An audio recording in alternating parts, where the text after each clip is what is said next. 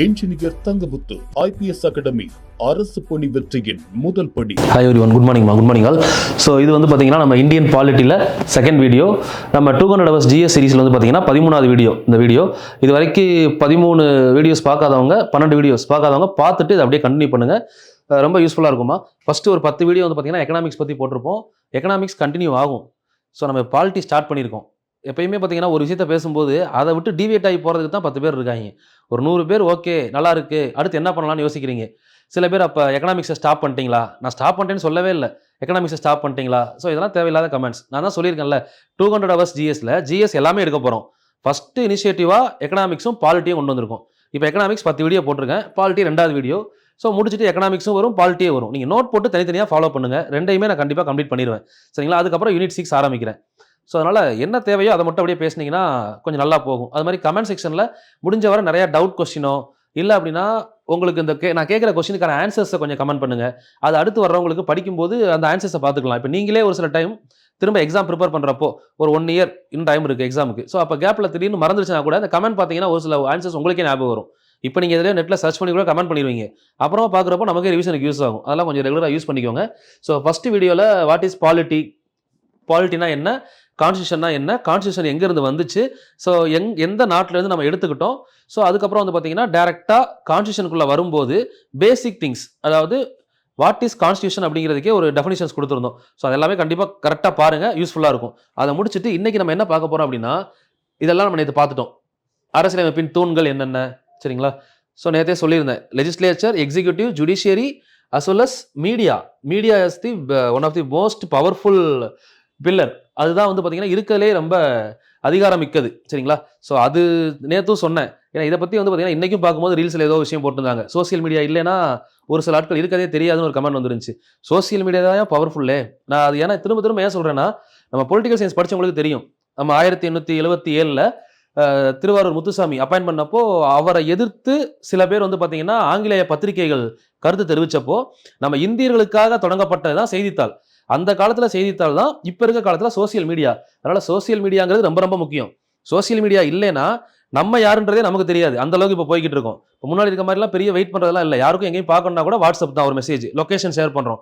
எல்லாமே social மீடியாவோட development தான். அதனால் அது ரொம்ப ரொம்ப முக்கியம். இந்த 4வது தூண் அப்படிங்கிற கொஸ்டின் எதிர்பார்க்கலாமா? ஏன்னா அது முன்னாடியெல்லாம் அடிக்கடி கேட்பாங்க. இதெல்லாம் நம்ம நேற்று பார்த்தது.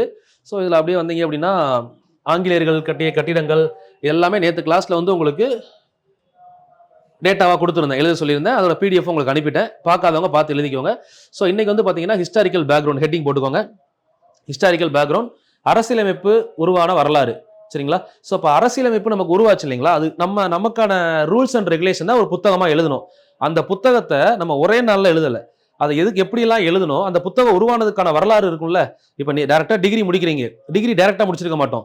நம்ம 1வது 2வது 3வது இந்த மாதிரி ஸ்கூலில் ஒரு 12 வருஷம் படித்து காலேஜில் ஒரு 3 வருஷம் முடிச்சதுக்கு அப்புறம் தான் டிகிரி சர்டிஃபிகேட் வரும். அப்போது ஒவ்வொரு படிப்படியாக முன்னேறி தான் நமக்கு தேவையான விஷயத்தை நம்ம அடைய முடியுது. அதே தான் நம்ம இந்தியன் கான்ஸ்டியூஷன்லையுமே. இப்போ இந்த புக்கு எழுதுறாங்க அப்படின்னா அதுக்கு முன்னாடி வந்து பார்த்தீங்கன்னா இது மாதிரி பல சட்டங்களை நம்ம இந்தியா பார்த்தது.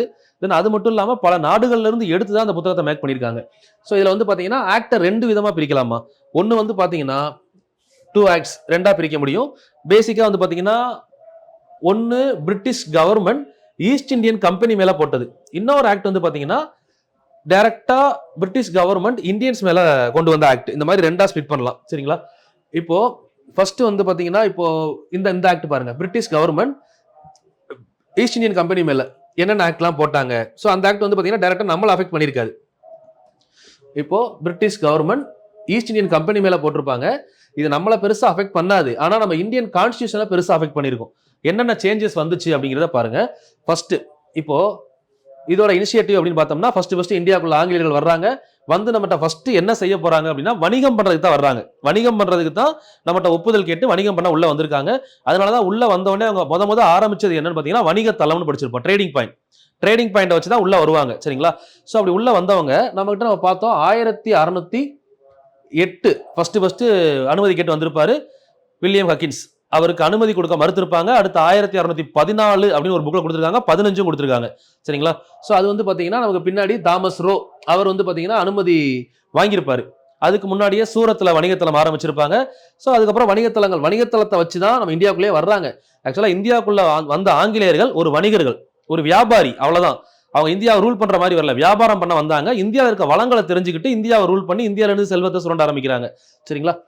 இதுவரை நம்ம பார்த்துட்டோம் ஆல்ரெடி. இப்போ எதுக்காக சொல்ல வந்தேன்னா, இந்த 1208 1814 உள்ள வர ட்ரை பண்ண ஆங்கிலேயர்கள் 1615 அப்புறம் முழுசும் உள்ள வர ஆரம்பிச்சிட்டாங்க. ஃபார் ட்ரேடிங், ஒன்லி ஃபார் ட்ரேடிங்காக. அப்போ இந்த இடத்துல இவங்க ட்ரேடிங்க்கு வந்தாங்கல்ல, அப்போ இவங்க கொண்டு வந்த விஷயம் என்ன அப்படின்னு பார்த்தீங்கன்னா, ஒரே ஒரு கம்பெனி. இவங்க உள்ள வந்தது ஒரு கம்பெனி மூலமா வந்திருப்பாங்க. 1600 டிசம்பர் 31 தொடங்கப்பட்ட ஈஸ்ட் இந்தியன் கம்பெனி அப்படின்னு சொல்லக்கூடியது, கிழக்கிந்திய கம்பெனி. அதை ஏன் கிழக்கிந்திய கம்பெனி அப்படின்னு சொல்றாங்கன்னா, நம்ம மேப்ல வந்து பாத்தீங்கன்னா ஐரோப்பிய நாடுகள்ல இருந்து நம்ம இந்தியா வந்து இருக்கக்கூடிய இடம் அப்படின்னு பார்த்தோம்னா ஈஸ்ட்ல இருக்கும். சரிங்களா? இந்தியா வந்து ஐரோப்பா கண்டத்துக்கு ஈஸ்ட்ல இருக்கும். ஈஸ்ட்ல இருக்கக்கூடிய இந்தியாவை டார்கெட் பண்ணி வந்ததுனால ஈஸ்ட் இந்தியா கம்பெனி அப்படின்னு சொல்றாங்க.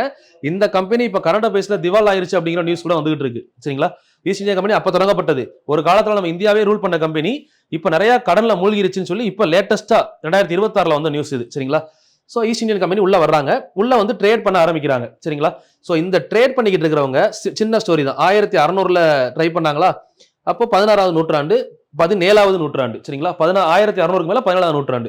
1615 உள்ள வந்தவங்க கிட்டத்தட்ட 1773 வரை, இது ஷார்ட் ஸ்டோரியா பார்த்துக்கோங்க, இது ஸ்டோரி தான்.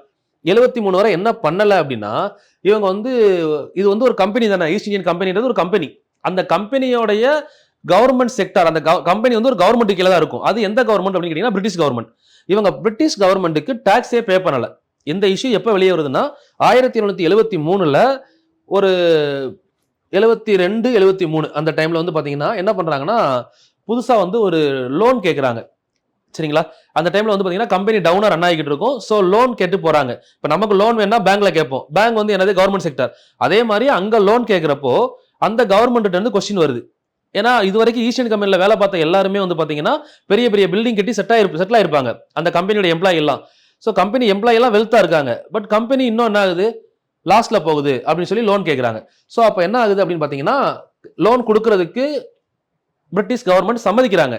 பட் இதை பத்தி இதுக்கப்புறம் ஒரு சைடு இதே நம்ம பார்த்துக்கலாம். நம்ம இது வரைக்கும் இந்த கம்பெனியை பார்க்காம விட்டுட்டோம். பட் எல்லாரும் செட்டில் ஆயிருக்காங்க, எதுக்கும் வந்து சரியான கணக்கு வழக்கு இல்லை. பட் நம்ம இப்ப கேட்கும்போது அவங்க சொல்ற பதில் தான் ஏத்துக்கிற மாதிரி இருக்கு. அப்ப நம்மளே இந்த கம்பெனியை ரெகுலேட் பண்ணிருக்கணும். ஏன்னா இவங்க இருக்கிற செல்வத்தை பார்த்தா கவர்மெண்ட்டுக்கு இவங்க மூலமா டாக்ஸ் கட்டியிருந்தாலே நல்ல அமௌண்ட் வந்திருக்கும். ஸோ அப்ப அதை யோசிச்சு தான் கவர்மெண்ட் என்ன பண்றாங்க, ஈஸ்ட் இந்தியன் கம்பெனியை ரெகுலேட் பண்றாங்க. Regulate, what is the meaning regulate? இப்போ வந்து பாத்தீங்கன்னா நம்ம வீட்டில் ஃபேன் யூஸ் பண்ணுவோம். ஃபேன் யூஸ் பண்ணும்போது ஃபேன் வந்து ஸ்பீடா ஓடணுமா ஸ்லோவா ஓடணுமான்னு எதை வச்சு கண்ட்ரோல் பண்ணுவீங்க? ரெகுலேட்டர். ரெகுலேட்டர் அப்படின்னா என்ன மீனிங்? ஒழுங்குமுறைப்படுத்துதல், ஸ்பீடை கூட்டுறது குறைக்கிறது. அதே கான்செப்ட் தான். இந்த கம்பெனி ஒழுங்கா இல்லை. இப்போ எதுக்கு வந்து இப்போ நம்மகிட்ட லோன் கேட்கறாங்க, ஒழுங்கா டாக்ஸ் கட்டல. அப்ப ஃபர்ஸ்ட் அவங்க என்ன பண்ணணும், ஒழுங்குமுறைப்படுத்தணும். அதனாலதான் அந்த ஆக்டுக்கு பேரு ஒழுங்குமுறை சட்டம், இங்கிலீஷ்ல ரெகுலேட்டிங் ஆக்ட் அப்படின்னு போட்டாங்க. ஸோ அந்த ரெகுலேட்டிங் ஆக்ட் தான் முதல்ல போடப்பட்ட ஆக்ட். அப்போ ஃபர்ஸ்ட் இந்த ஆக்ட்ஸை ஃபுல்லா எழுதிக்கோங்க. போடப்பட்ட ஆக்ட் என்னன்னா 1773 ரெகுலேட்டிங் ஆக்ட். அதுக்கப்புறம் 84 86 பிட்ஸ் ஆக்ட். இது bits act, bits amendment act. இந்த பிட் அப்படிங்கிறவர் லயபிட் அப்படிங்கிற இங்கிலாந்துடைய பிரதமர், அவர் பேர்ல வந்ததுனால அந்த நேம்லயே வந்துருச்சு பிட்ஸ் ஆக்ட். அதுக்கப்புறம் இப்போ இது நான் அவுட்லைன் தான் சொல்ல போறேன். இப்போ ஒன்னு ஒன்னா பார்க்க போறோம் உள்ள. இதை முதல் அவுட்லைன் எழுதிக்கோங்க, ரெண்டா ஸ்பிளிட் பண்ணி. British government East Indian company மேல போட்ட சட்டம் நம்ம கம்பெனிக்கு கீழே இருக்கும் கண்ட்ரோல்ல, அவ்வளவுதான். சரிங்களா? அப்போ ஃபர்ஸ்ட் சட்டம் ஒழுங்குமுறை சட்டம் 84 86 கொண்டு வரப்பட்டது பிட்ஸ் ஆக்ட் அப்படின்னு சொல்லுவாங்க. இந்த சட்டத்துல ஏற்படுத்தக்கூடிய சீர்திருத்தங்கள் தான் இந்த சட்டத்துல இந்த ஆக்ட்ல கொண்டு வந்திருப்பாங்க ரெண்டுலையுமே. இதுக்கப்புறம் வந்து பாத்தீங்கன்னா 1793 இருந்து 1853 வரை இது எல்லாத்துக்கும் ஒரு ஒற்றுமை இருக்கு. என்ன அப்படின்னு பாத்தீங்கன்னா சார்ட்டர்ட் ஆக்ட் அப்படின்னு சொல்லுவாங்க. சார்ட்டர்ட் அப்படின்னா பட்டய சட்டம். பட்டயம் அப்படின்னா நம்ம இப்ப சொல்லக்கூடிய பத்திரம் சொல்றோம்ல, பட்டய சட்டம், பட்டயம் பத்திரம். சரிங்களா? என்ன பட்டயம் அப்படின்னு பாத்தீங்கன்னா 1773 ஒரு கவர்மெண்ட் வந்து ரெகுலேட் பண்றோம் அப்படின்னு சொல்லிட்டு லோன் கொடுக்குறாங்கல்ல, லோன் கொடுக்கும்போது ஒரு சில ப்ரொசீஜர் சொல்றாங்க. அதுதான் அவங்க கொடுக்குற பட்டயம், ஒரு பத்திரம் மாதிரி. நீங்க இதெல்லாம் ஃபாலோ பண்ணணும், இந்த ப்ரொசீஜர்லாம் நீங்க ஃபாலோ பண்ணணும், நாங்க இதுக்கான புரோட்டோகால் ரெடி பண்ணி தருவோம். அதே மாதிரி நீங்க ஒரு கம்பெனி தான், கவர்மெண்ட் யாரு இங்கிலாந்து, நீங்க போய் வியாபாரம் பண்றீங்க, உங்களுக்கு லைசன்ஸ் கொடுக்குறோம், 20 வருஷத்துக்கு நீங்க வியாபாரம் பண்ணலாம். 20 வருஷம் கழிச்சு நீங்க வியாபாரத்துக்கான எல்லா ப்ரொசீஜரையும் எல்லாத்தையும் என்கிட்ட சப்மிட் பண்ணிட்டு அடுத்த ரினிவல் பண்ணிக்கலாம். இப்ப லைசன்ஸ் வாங்குறோம்ல, பைக் லைசன்ஸ் வாங்குற மாதிரி ரினியூவல் பண்றோம். எவ்வளவு நாள் இருக்கும்ன்றதை பாக்குறதுக்காக சர்டன் பீரியடுக்கு அப்புறம் ரினியூவல் பண்ணிட்டே இருப்பாங்க. அதே மாதிரி இது 73க்கு அப்புறம் 93ல அப்ப இந்த ரினியூவல் எவ்வளவு நாளுக்கு ஒரு டைம் கொடுத்தாங்க அப்படின்னா 20 வருஷம் 20 இயர்ஸ் ஒன்ஸ் வந்து ரினியூவல் பண்ணணும் அப்படின்னு சொல்றாங்க. 1773க்கு அப்புறம் 1793 93ல இருந்து 20 கூட்டுங்க 1813 13ல இருந்து 20 கூட்டுங்க 33 33ல இருந்து 20 கூட்டினா 1953 இந்த மாதிரி ஒரு 4 முறை ரினியூவல் பண்ண சொல்லியிருப்பாங்க. கண்டினியூஸா 20 வருஷத்துக்கு கொண்டு ரினியூவல் பண்ணலாம்னு சொல்லியிருப்பாங்க. இந்த 4வது ரினியூவலுக்கு அப்புறம் ஏன் ரினியூவல் ஆகல அப்படின்னா 1857ல புரட்சி வந்துடும், சிப்பாய் கழகம், சிப்பாய் முட்னி. ஸோ அதுல வந்து நிறைய ஆங்கில அதிகாரிகள் இந்தியர்களால் கொலை செய்யப்பட்டுருவாங்க. ஸோ ஆங்கிலேயர்களுக்கு ஒரு பயம் வந்துடும், நம்மளோட ஆட்சி இந்தியர்களை ரொம்ப கெடுபடியா பிடிச்சதுனால அவங்க நமக்கு ஆப்போசிட்டா வந்துட்டாங்க, அகைன்ஸ்டா நிறைய பேரை கொல்ல ஆரம்பிச்சிட்டாங்க. ஸோ இதுக்கப்புறமும் இங்க இருக்கக்கூடாது அப்படின்னு சொல்லி British government East Indian company மேல பழிய போட்டுருவாங்க. கம்பெனியை இப்படி பண்ண வைக்கிறதே யாரு தான்? கவர்மெண்ட் தான், சரிங்களா? ஆனா இங்க என்ன பண்ணிடுவாங்க, அப்ப இது வரைக்கும் இங்க இருந்த ஈஸ்ட் இந்தியன் கம்பெனி நம்ம இந்தியர்களோட மதத்தையோ அவங்களோட கொள்கைகளையோ அவங்களோட பாரம்பரியத்தையோ மதிக்கல. அதுக்காக மக்கள் வந்து அடிச்சுட்டாங்க கம்பெனியை. இப்போ நாங்க அந்த கம்பெனியை கூப்பிட்டுறோம், கம்பெனியே இனிமே வராது அவங்க கூட, நாங்க டைரக்டா வர்றோம், நாங்க எங்க கவர்மெண்ட் உங்களை டைரக்டா ரூல் பண்ண வர்றோம். ஸோ அப்ப நீங்க என்ன பண்ணிக்கலாம் அப்படின்னா இனிமே உங்களுடைய வளங்களை பாதுகாப்போம், உங்களுடைய பாரம்பரியத்தை மதிப்போம், உங்களுடைய பாதுகாப்பு தான் எங்களுக்கு நல்லது அப்படின்னு சொல்லி ஒரு ஸ்டேட்மெண்ட்டை கொடுக்குறாங்க. கொடுக்கறது யார் அப்படின்னா விக்டோரியா மகாராணி. 1600ல இவங்களுக்கு பட்டயத்தை கொடுக்கறது முத நீங்க போய் வேலை பாருங்கப்பா போங்கப்பா இந்தியாவுக்கு அனுப்பி விடுறது யாருன்னா எலிசபெத் மகாராணி. இப்போ வந்து 1858ல பிரிட்டிஷ் கம்பெனியை கூப்பிட்டுட்டு கவர்மெண்ட்டை உள்ள அனுப்புறது யார் அப்படின்னா விக்டோரியா மகாராணி. இதை விக்டோரியா மகாராணியின் பேரறிக்கை, விக்டோரியா ப்ரொக்ளமேஷன் அப்படின்னு படிச்சிருப்பீங்க, சரிங்களா? மேக்ஸிமம் எல்லா டைமே தமிழ் அண்ட் இங்கிலீஷ்ல சொல்றேன். ஸோ இப்போ இது பாருங்க, இது வந்து பாத்தீங்கன்னா ஒரு பார்ட். இந்த பார்ட்ல ஃபுல் அண்ட் ஃபுல் பிரிட்டிஷ் கவர்மெண்ட்டுக்கு கீழே யார் இருக்காங்க? ஈஸ்ட் இந்தியன் கம்பெனிக்கு கீழே தான் நம்ம இருக்கோம். இப்போ 1858 புரட்சிக்கு அப்புறம் 57 புரட்சிக்கு அப்புறம் பிரிட்டிஷின் நேரடி ஆட்சி, இதுதான் ராணியின் நேரடி ஆட்சி, கிரவுன் ரூல் அப்படின்னு சொல்லுவாங்க. இதுல வந்து 1858ல இருந்து 47 வரை, சரிங்களா? இதுல 58ல முத முறையா 1857ல நமக்கு இந்த புரட்சியை முன்னிட்டு என்ன பண்ணிடுவாங்க, எல்லாத்தையும் ஸ்டாப் பண்ணிட்டு புதுசா கொண்டு வர்றாங்கல்ல. இப்போ இந்த ஒரு பாயிண்ட்டுக்குள்ளேயும் 10 பாயிண்ட் இருக்கு. இப்போ அதான் நம்ம நோட்ஸ் எழுதணும். இது முதல் ஐடியாலஜி 1858ல கொண்டு வர்றாங்க. இது வந்து முதல் என்ன சட்டம் சொல்றாங்கன்னா இந்தியன் கவர்மெண்ட் ஆக்ட், இந்திய அரசு சட்டம், சரிங்களா? இது கொண்டு வந்து இதுல என்ன சொல்லுவாங்க, நான் இப்ப சொன்ன மாதிரி இது வரைக்கும் நடந்ததுக்கெல்லாம் மன்னிப்பு கேட்டுக்கிறோம், இதுக்கும் எங்க கவர்மெண்ட்டுக்கும் சம்மந்தம் இல்ல, ஒரு கம்பெனியை உள்ள கொண்டு வந்தோம், சின்ன பசங்க தெரியாம பண்ணிட்டாங்க, அவங்கள கூப்பிட்டுட்டு நாங்க பாத்துக்கிறதுக்கு அப்புறம் நாங்க வந்து பெரிய கவர்மெண்ட், நாங்க அவங்கள நல்லா பாத்துப்போம் அப்படின்னு சொல்லி ஒரு அறிக்கை. அதை யாரு வாசிக்கிறாருன்னா கானிங் பிரபு. புதுசா ஒரு போஸ்ட் கொண்டு வராங்க, வைஸ்ராய்னு சொல்லி அவர் வந்து ரீட் பண்றாரு. எங்க அப்படின்னு பாத்தீங்கன்னா அலகாபாத். அதனால இந்த இன்சிடென்ட் அலகாபாத் தர்பார் அப்படின்னு சொல்லுவாங்க, சரிங்களா? அலகாபாத்ல வாசிச்சதுனால. சோ இதுக்கப்புறம் 1861, 1892, 1909ல 3 வருஷம் போடக்கூடிய ஆக்ட் இந்தியன் கவுன்சில் ஆக்ட். ஒன்னா பார்க்கணும். அதுக்கப்புறம் இந்தியன் கவர்மெண்ட் ஆக்ட் 1919, 35. அடுத்து இந்தியன் இண்டிபெண்டன்ட் ஆக்ட், இந்திய சுதந்திர சட்டம் 47. இதுவரை நம்ம இன்னைக்கு பார்க்க போறோம், சரிங்களா? வீடியோ கொஞ்சம் லென்த்தா தான் போகும், மேக்ஸிமம் 1 hour கட் பண்ணி கூட கொடுக்குறேன், சரிங்களா? ஸோ டோட்டலா ஒரு 2 hours வந்தா கூட 2 வீடியோவா கொடுத்துறேன். கண்டினியூஸா பார்த்து நோட்ஸ் எழுதிக்கோங்க. அப் டு குரூப் 1 வரை நான் சொல்ற பாயிண்ட்ஸ் கரெக்டா இருக்கும். இதை முடிச்சுட்டு அப்படியே இந்த சட்டங்கள் இருக்குல்ல, சட்டங்கள்ல இது வரைக்கும் கேட்ட PYQ ஒரு 5-6 கொஸ்டின் கேட்டிருப்பாங்க, அதை நம்ம அடுத்த வீடியோல பார்த்துருவோம், சரிங்களா? சட்டங்களை முடிச்சுட்டு அடுத்து மேக்கிங் ஆஃப் கான்ஸ்டியூஷன் போக போறோம், ஓகேவா? புரிஞ்சிருக்கும்னு நினைக்கிறேன். புரியாதவங்க அப்படியே பாஸ் பண்ணி ஒரு டைம் பார்த்து எழுதிக்கோங்க. கொஞ்சம் ஸ்பீடா போன மாதிரி இருந்தா ஸ்லோவா தான் சொல்றேன், சரிங்களா? இப்போ ஃபர்ஸ்ட் பாருங்க, ஆக்ட் நம்பர் 1மா, ஃபர்ஸ்ட் ஆக்ட் நம்பர் 1. ஃபர்ஸ்ட் ஆக்டுக்கு பேர் என்ன சொல்றோம் அப்படின்னா ஒழுங்குமுறை சட்டம், ரெகுலேட்டிங் ஆக்ட். அதான் சொன்னேன், முதல் முறையாக இந்த சட்டத்துல இப்ப ஒழுங்குமுறை சட்டம் பற்றிய குறிப்புகளில் தவறானது எது, இந்த மாதிரி ஒன்று கேட்பாங்க. ஒழுங்குமுறை சட்டம் பற்றிய குறிப்புகளில் தவறானது எது அப்படின்னா ஈஸ்ட் இந்தியன் கம்பெனியை ஒழுங்குபடுத்த பிரிட்டிஷ் பாராளுமன்றத்தால் கொண்டு வரப்பட்ட முதல் சட்டம், ஓகேவா? பிரிட்டிஷ் பாராளுமன்றம் கொண்டு வந்த முதல் சட்டம் யாரை ஒழுங்குபடுத்த? ஈஸ்ட் இந்தியன் கம்பெனியை, நாட் இந்தியனை ஒழுங்குபடுத்த கிடையாது, ஈஸ்ட் இந்தியன் கம்பெனியை ரெகுலேட் பண்றதுக்காக பிரிட்டிஷ் கவர்மெண்ட் கொண்டு வந்த முதல் ஆக்ட் இதுதான். ரெண்டாவது, இந்த ஆக்ட் போடும்போது பிரதமர் யார் அப்படின்னு பாத்தீங்கன்னா நார்த் பிரபு அப்படின்னு ஒருத்தர் இருந்திருப்பாரு பிரிட்டிஷ்ல. இந்திய அரசியலமைப்பின் அடித்தளம்னு சொல்றாங்க இதை. ஏன்னா இந்திய அரசியலமைப்புலயே, நம்ம அரசியலமைப்பு வரலாற்றுலயே நம்ம பார்த்த முதல் சட்டம் இதுதான். இது நம்ம இந்தியன் மேல போடல, ஆனா இந்தியாவுக்குள்ள வந்துச்சுல்ல ஈஸ்ட் இந்தியன் கம்பெனி மூலமா, அதனால இதை வந்து இந்திய அரசியலமைப்பின் அடித்தளம் அப்படின்னு சொல்றாங்க. அடுத்து 1765 to 72 இந்த காலத்துல, சரிங்களா? நம்ம ஆல்ரெடி பார்த்தோம், 1764ல பக்சார் போர் நடந்திருக்கும், அக்டோபர் 22ஆம் தேதி. அந்த பக்சார் போரோட உடன்படிக்கை முடிவுல அலகாபாத்ல பிப்ரவரி 20, 1765 அது அலகாபாத் உடன்படிக்கை. அலகாபாத் ட்ரீட்டி படி ராபர்ட் கிளை வந்து வங்காளம், பீகார், ஒரிசா 3 ஏரியால வரி வசூலிக்கும் உரிமையை பெறுவார். ஸோ அந்த வரி வசூலிக்கும் உரிமை ராணுவ உரிமை, அதை தான் திவானி நிசாமத் அப்படின்னு சொல்லி இரட்டை ஆட்சின்னு சொல்லுவோம். அந்த இரட்டை ஆட்சியை கொண்டு வந்தவர் யார் அப்படின்னு பார்த்தீங்கன்னா ராபர்ட் கிளைவ். சரிங்களா? இவரை வந்து பார்த்தீங்கன்னா ஆற்காட்டு வீரர் அப்படின்னு சொல்லுவாங்க. ஆற்காட்டு வீரர் அழைக்கப்பட்டவர் யார்? Previous year question, Robert Clive. சரிங்களா? ஸோ இவர் தான் வந்து 1765 அப்புறம் முதல் கவர்னரா அப்பாயின்ட் பண்றாங்க இவரை. சரிங்களா? ஸோ இதுல ஃபர்ஸ்ட் கொஸ்டின் என்ன அப்படின்னா கவர்னர் ஆஃப் பெங்கால். இப்போ முடிச்சதுக்கு அப்புறம் இதெல்லாம் தனியாக எடுத்து எழுதணும். ஃபர்ஸ்ட் கவர்னர் ஆஃப் பெங்கால் யார் அப்படின்னு பார்த்தீங்கன்னா Robert Clive. First governor of Bengal Robert Clive 1765. நான் இந்த சட்டத்தை ஃபுல்லா முடிச்சுட்டு இந்த governor, governor general of Bengal, governor general of India, viceroy இதெல்லாம் தனியா ஒரு லிஸ்ட் போடணும். ஏன்னா அதுல கொஸ்டின் இருக்கு, நம்ம அங்கங்க பாக்குறத தனியா எடுத்து எழுதிடணும். சரிங்களா? இப்போதைக்கு இந்த இடத்துல மெயினான பாயிண்ட், கவர்னர் ஜெனரல் யாரு, கவர்னர் ஆஃப் பெங்கால் யாரு அப்படின்னா ராபர்ட் கிளைவ். 1765 இருந்து 72 வரை இருக்கிறாரு. சரிங்களா? இந்த சட்டம் எப்ப போட்டாங்க? 73. அப்போ 72 வரை இருக்கிறாருல்ல, 73ல சட்டம் போடும்போது இவர் இல்ல. அப்ப யார் இருந்தாருன்னா வாரன் ஹேஸ்டிங் ஒருத்தர் இருப்பாரு. அப்போ 73ல தான் வாரன் ஹேஸ்டிங் அப்பாயிண்ட் பண்ணாங்களா அப்படின்னா கிடையாது. 1772 டு 85 இவர் காலம். அப்ப 72ல வாரன் ஹேஸ்டிங் முதலாக எந்த பதவியில் அமர்த்தப்பட்டார் அப்படின்னு கேட்டாங்கன்னா கவர்னர் ஆஃப் பெங்கால். முத 72ல இவர் வரும்போது கவர்னர் ஆஃப் பெங்கால் தான், வங்காளத்தின் ஆளுநர் தான். அப்ப இந்த சட்டம் வரல. சட்டம் வந்தது எப்போ? 73. ஆனா இவர் ஆட்சிக்கு வந்தது எப்போ? 72. அப்போ வங்காளத்தின் முதல் ஆளுநர் யாரு? Robert Clive. வங்காளத்தின் இரண்டாவது ஆளுநர் யாரு? Warren Hasting. வங்காளத்தின் இரண்டாவது ஆளுநர். சரிங்களா? அடுத்த பாயிண்ட் பாருங்க. அப்போ இவர் வந்து ஒரு வருஷம் கழிச்சு தான் என்ன வருது? ஒழுங்குமுறை சட்டம் வருது. அப்போ இவர் வந்ததுக்கு அப்புறம் தான் ஒழுங்குமுறை சட்டம் வர்றப்போ 1773 அடுத்த வருஷம் 1773ல ஒழுங்குமுறை சட்டத்தின்படி கவர்னர் ஆஃப் பெங்கால் என்ற post governor general of Bengal அப்படின்னு மாறுது.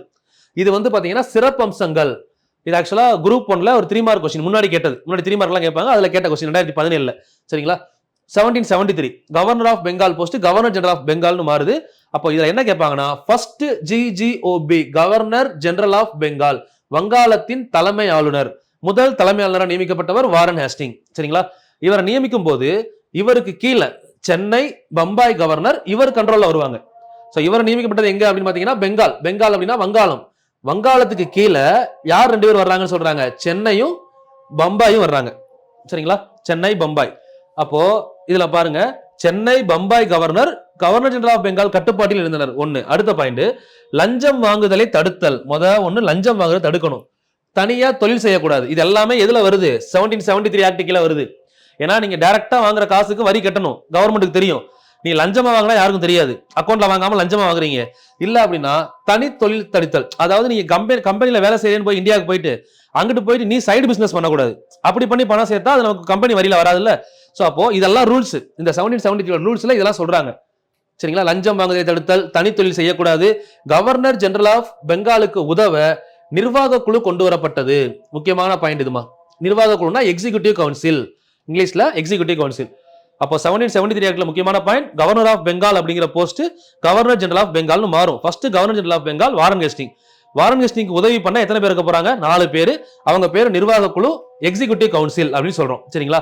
இப்போ அந்த ஸ்ட்ரக்சரை பார்த்துருவோம். இப்போ வந்திருக்க நிர்வாக குழு 4 பேர் கொண்ட நிர்வாக குழு. சரிங்களா? இதை மைண்ட்ல வச்சுக்கோங்க. அப்போ இப்போ இந்தியாவுக்குள்ள இருக்க கம்பெனி இருக்குல்ல, அதுல மொத்தம் எத்தனை பேர் இருக்காங்க? அது ஒரு ஸ்ட்ரக்சரா பிரிச்சோம்னா இங்க COD, வாட் இஸ் COD அப்படின்னு பார்த்தோம்னா கோர்ட் ஆஃப் டைரக்டர்ஸ் அப்படின்னு சொல்லுவோம். கோர்ட் ஆஃப் டைரக்டர்ஸ், இயக்குனர்கள், இயக்குனர் மன்றம். அதாவது இந்த கம்பெனி இருக்குல்ல, ஈஸ்ட் இந்தியன் கம்பெனி, அதை உருவாக்குறதுக்கு அமௌண்ட் போட்டு பார்ட்னர்ஷிப்ல இருக்கிறவங்க ஒரு 24 பேர். அவங்க தான் இதோட இயக்குனர். கோர்ட் ஆஃப் டைரக்டர்ஸ் ஆஃப் இது ஈஸ்ட் இந்தியன் கம்பெனி அப்படின்னு கேட்டாங்கன்னா 24 பேர் இவங்க இருக்கிறாங்க. இவங்களோட வேலை என்ன? கம்பெனி எதுக்கு உருவாக்குனாங்க? வணிகம் பண்ண. அவங்க வேலை வியாபாரம். இப்போ இதுக்கு முன்னாடி அவங்க என்ன பண்ணாங்க தெரியாது. இந்த சட்டத்துக்கு கீழே கொண்டு வந்ததுக்கு அப்புறம் சட்டத்துல புதுசா ஒருத்தர் அப்பாயின்ட் பண்ணாங்க. யாரு? Governor general of Bengal. முன்னாடி கவர்னர் ஆஃப் பெங்காலா இருந்தாரு, இப்ப கவர்னர் ஜெனரல் ஆஃப் பெங்கால் ஒரு போஸ்ட் கொடுத்துட்டாங்க. அப்ப அந்த போஸ்ட்டுக்கு கீழே மத்த 2 மாகாணத்தையும் கீழே கொண்டு வந்துட்டாங்க. இது இல்லாம இப்ப என்ன சொல்றாங்கன்னா இந்த CODன்னு ஒரு 24 பேர் இருக்காங்க. உங்க 24 பேருக்கு என்ன வேலை? நீங்க போனது வியாபாரம் பார்க்க.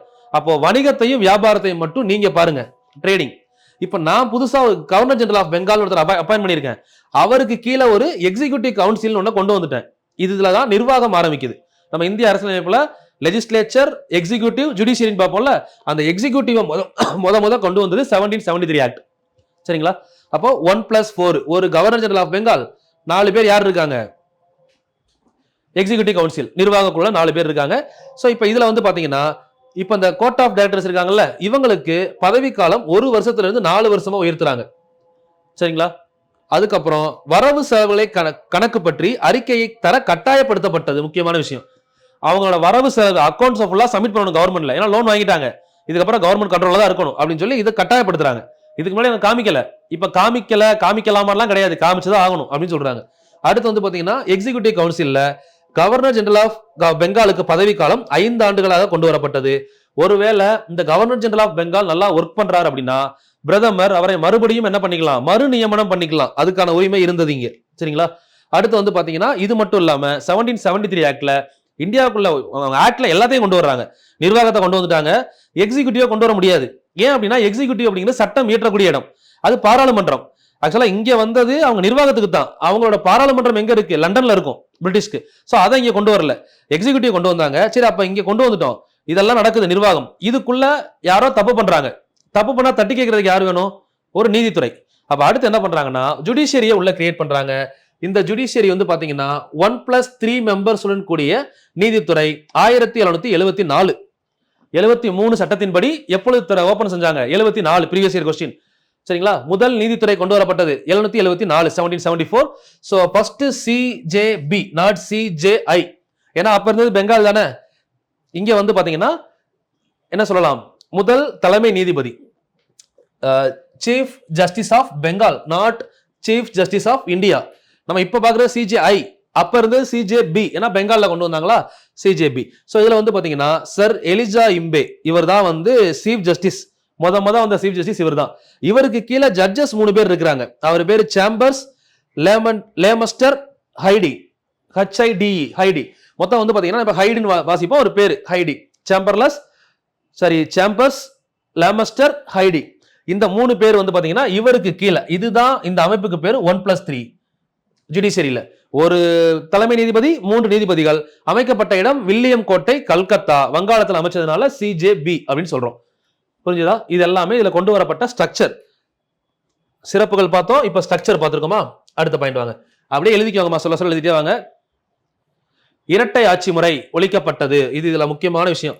இதுக்கு பக்கத்துல எழுதிக்கணும். இரட்டை ஆட்சி முறையை கொண்டு வந்தவர் யாருன்னு பார்த்தோம், 1765 பிப்ரவரி மாசம் 20ஆம் தேதி ஒரு என்ன பார்த்தோம், ட்ரீட்டி, அலகாபாத் ட்ரீட்டி.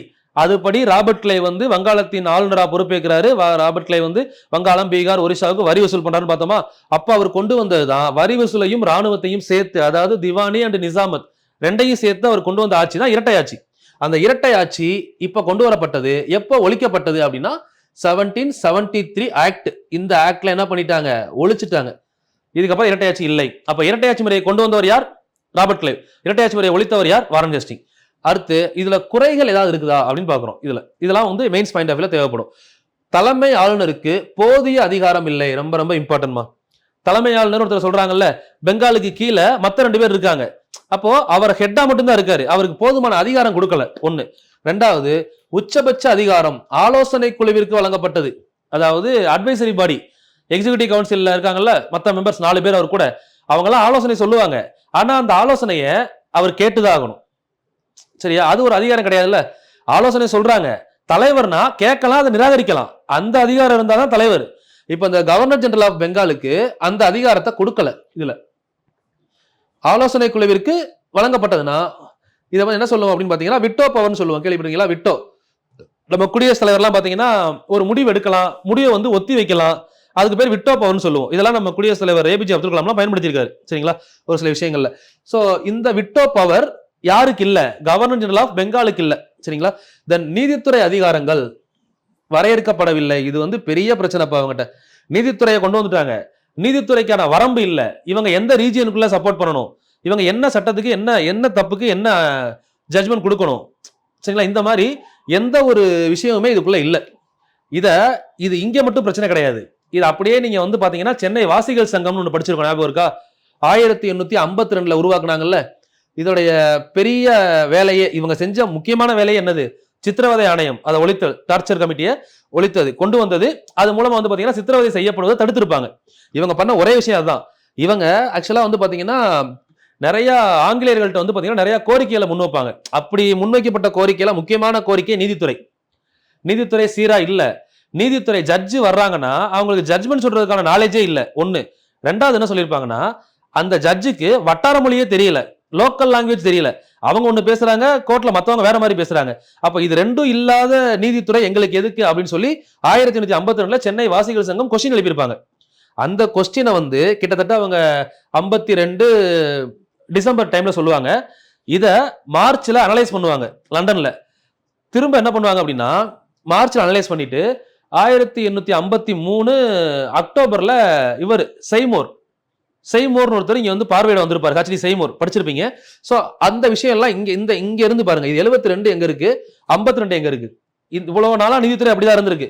ஏன்னா அவங்க ஜட்ஜுக்கு வந்து இங்கிலீஷ் தான் தெரியும், அவர் பிரிட்டிஷ். நம்ம வட்டார மொழியில பிரச்சனைனா அவன் சொல்றது எப்படி கேட்க முடியும் அவங்களால? சோ இது ஒரு அவ்வளவு சட்டம் மாதிரி தானே, விசாரணையே இல்லாம அரெஸ்ட் பண்றது தானே. அவன் யார் சொன்னா கேட்கணும், ஒன்னும் புரியல என்ன பண்ண முடியும்? சோ இந்த விஷயத்த வந்து இவங்க சொல்லியிருப்பாங்க, சென்னை வாசிகள் சங்கம். இது நடக்கும்போது தான் 1853 ஒரு சட்டம் போடுவாங்கன்னு பார்த்தோம். ஞாபகம் இருக்கா? 1773, அடுத்து 93, அடுத்து 1813, 33, 53. இந்த 53 சட்டத்தை எல்லாரும் எதுக்கு ஆரம்பிச்சிருவாங்க? என்ன ரீசன்னா, இவங்க இப்படி பேசிக்கிட்டு இருக்காங்க. இவங்க பேசிக்கிட்டு இருக்கும் போதே எங்களுக்கு ஈஸ்ட் இந்தியன் கம்பெனி ஆட்சி செய்யறதே எங்களுக்கு விருப்பம் இல்லை அப்படின்னு சொல்லி ஒரு குரூப்பே சேர்ந்து சொல்லியிருக்காங்க ஒரு கடிதத்துல. சோ அதை நிராகரிச்சுட்டு 53 சட்டம் மறுபடியும் போட்டுருவாங்க. அந்த சட்டத்துல ஈஸ்ட் இந்தியன் கம்பெனி தான் மறுபடியும் லைசன்ஸ் வாங்கியிருப்பாங்க. அப்போதான் மக்கள் மறுபடியும் என்ன பண்ணுவாங்க, கொந்தளிச்சுதான் ஒரு 14,000 பேர் கையெழுத்து போட்டு அனுப்புவாங்க. பெரிய கையெழுத்து இயக்கம் சொல்லி கொண்டு வந்திருப்பாங்க அந்த டைம்ல. சோ அந்த கையெழுத்து இயக்கம் இந்த டைம்ல வந்தது 53ல. அப்ப அவங்களோட முக்கியமான கோரிக்கையும் இதுதான். பிரிட்டிஷ்ல ஸ்டார்டிங்ல அந்த நீதித்துறையோட ஒழுங்கு அமைப்பு இல்ல. இப்ப நம்ம நீதித்துறை இன்டகிரேட்டட் ஜுடிஷியரி படிச்சிருப்போம்ல. சோ அப்ப அந்த அமைப்பு இல்லைன்னு சொல்றேன். இதெல்லாம் பாத்துக்கோங்க, முக்கியமான பாயிண்ட் இது.